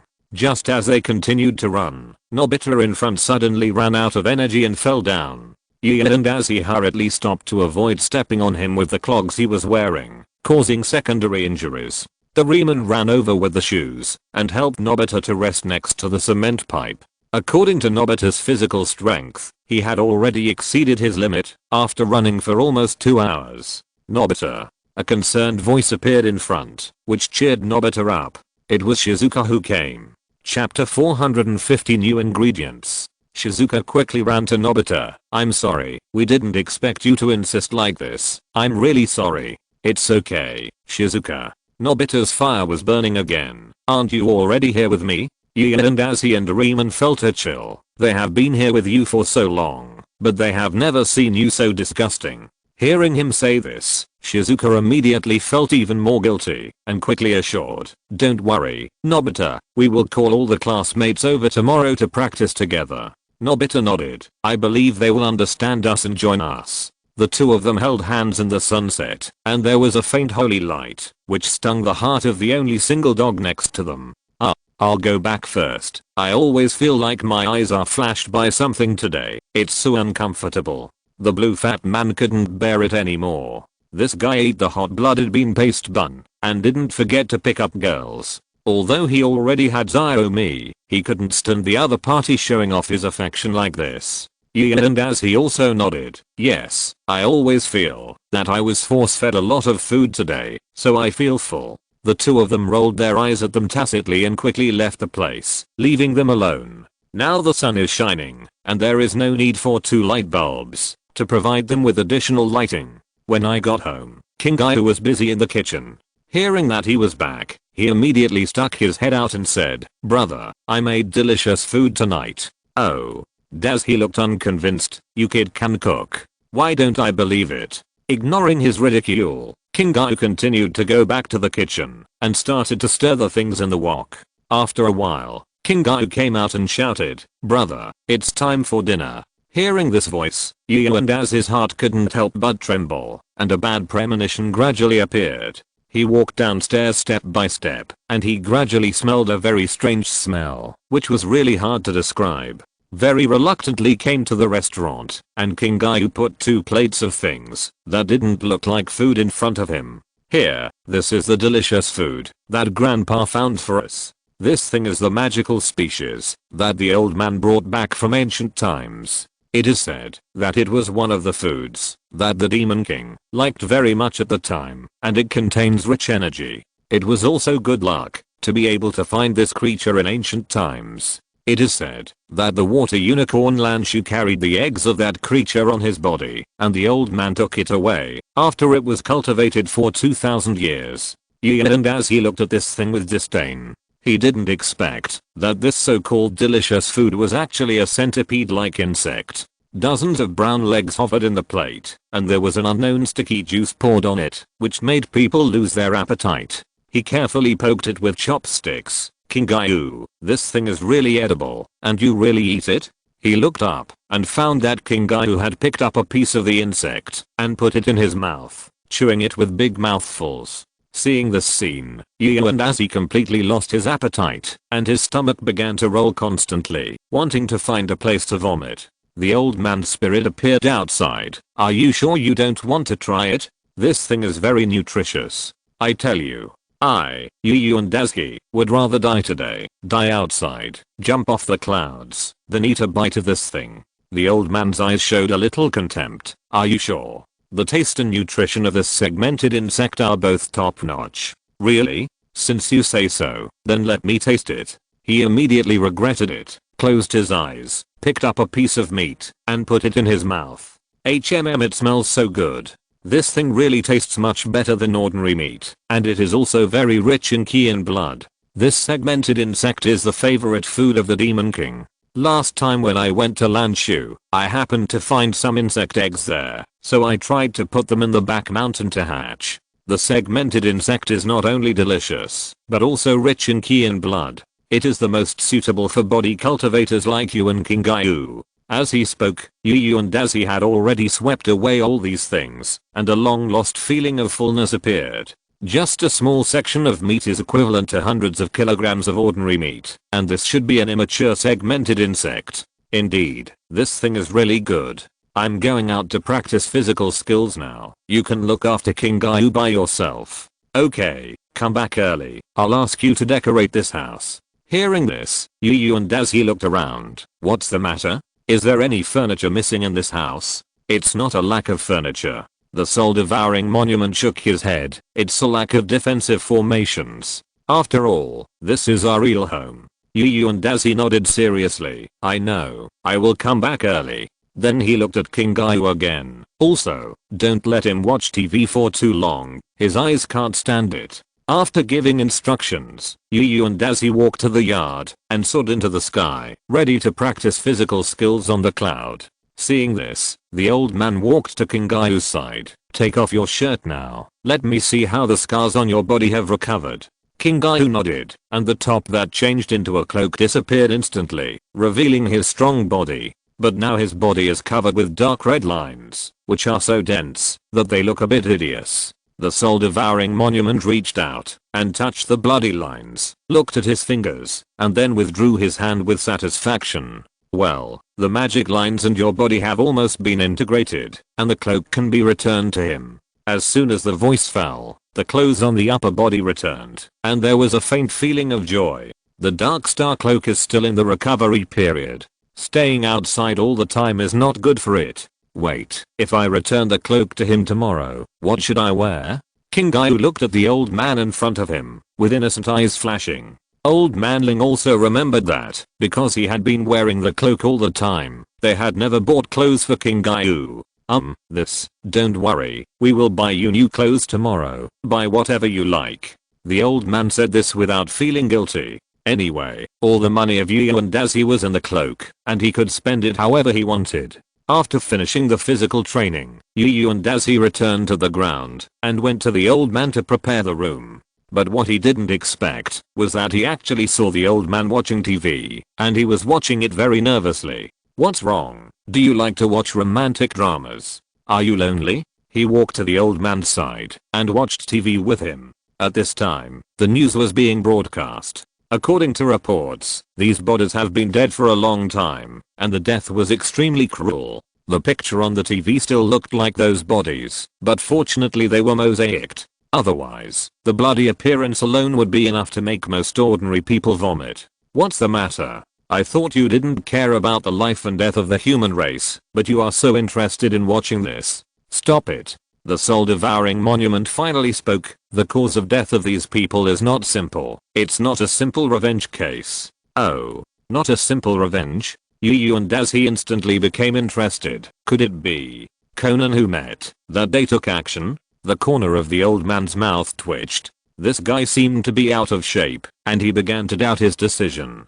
The flesh and blood of these people were sacrificed, and their souls were extracted. It's very similar to an evil secret technique that I remember. Hearing this, Yu and Dazi finally put away his smile. So, someone is improving his strength by killing people. Not only that, this person is very likely our enemy, so you must be careful in the next period of time. Hearing his words, Yu and Dazi, who had been watching TV, shifted his gaze to Ling Feng's head. "We haven't even seen him. How can you conclude that he is our enemy?" End of this chapter. Thank you very much for reaching the end. Don't forget to like. Looking for more exclusive content and immediate access? Subscribe to our Patreon. Remember, every like, subscription, or donation encourages us to continue. Thanks to everyone. See you in the next video.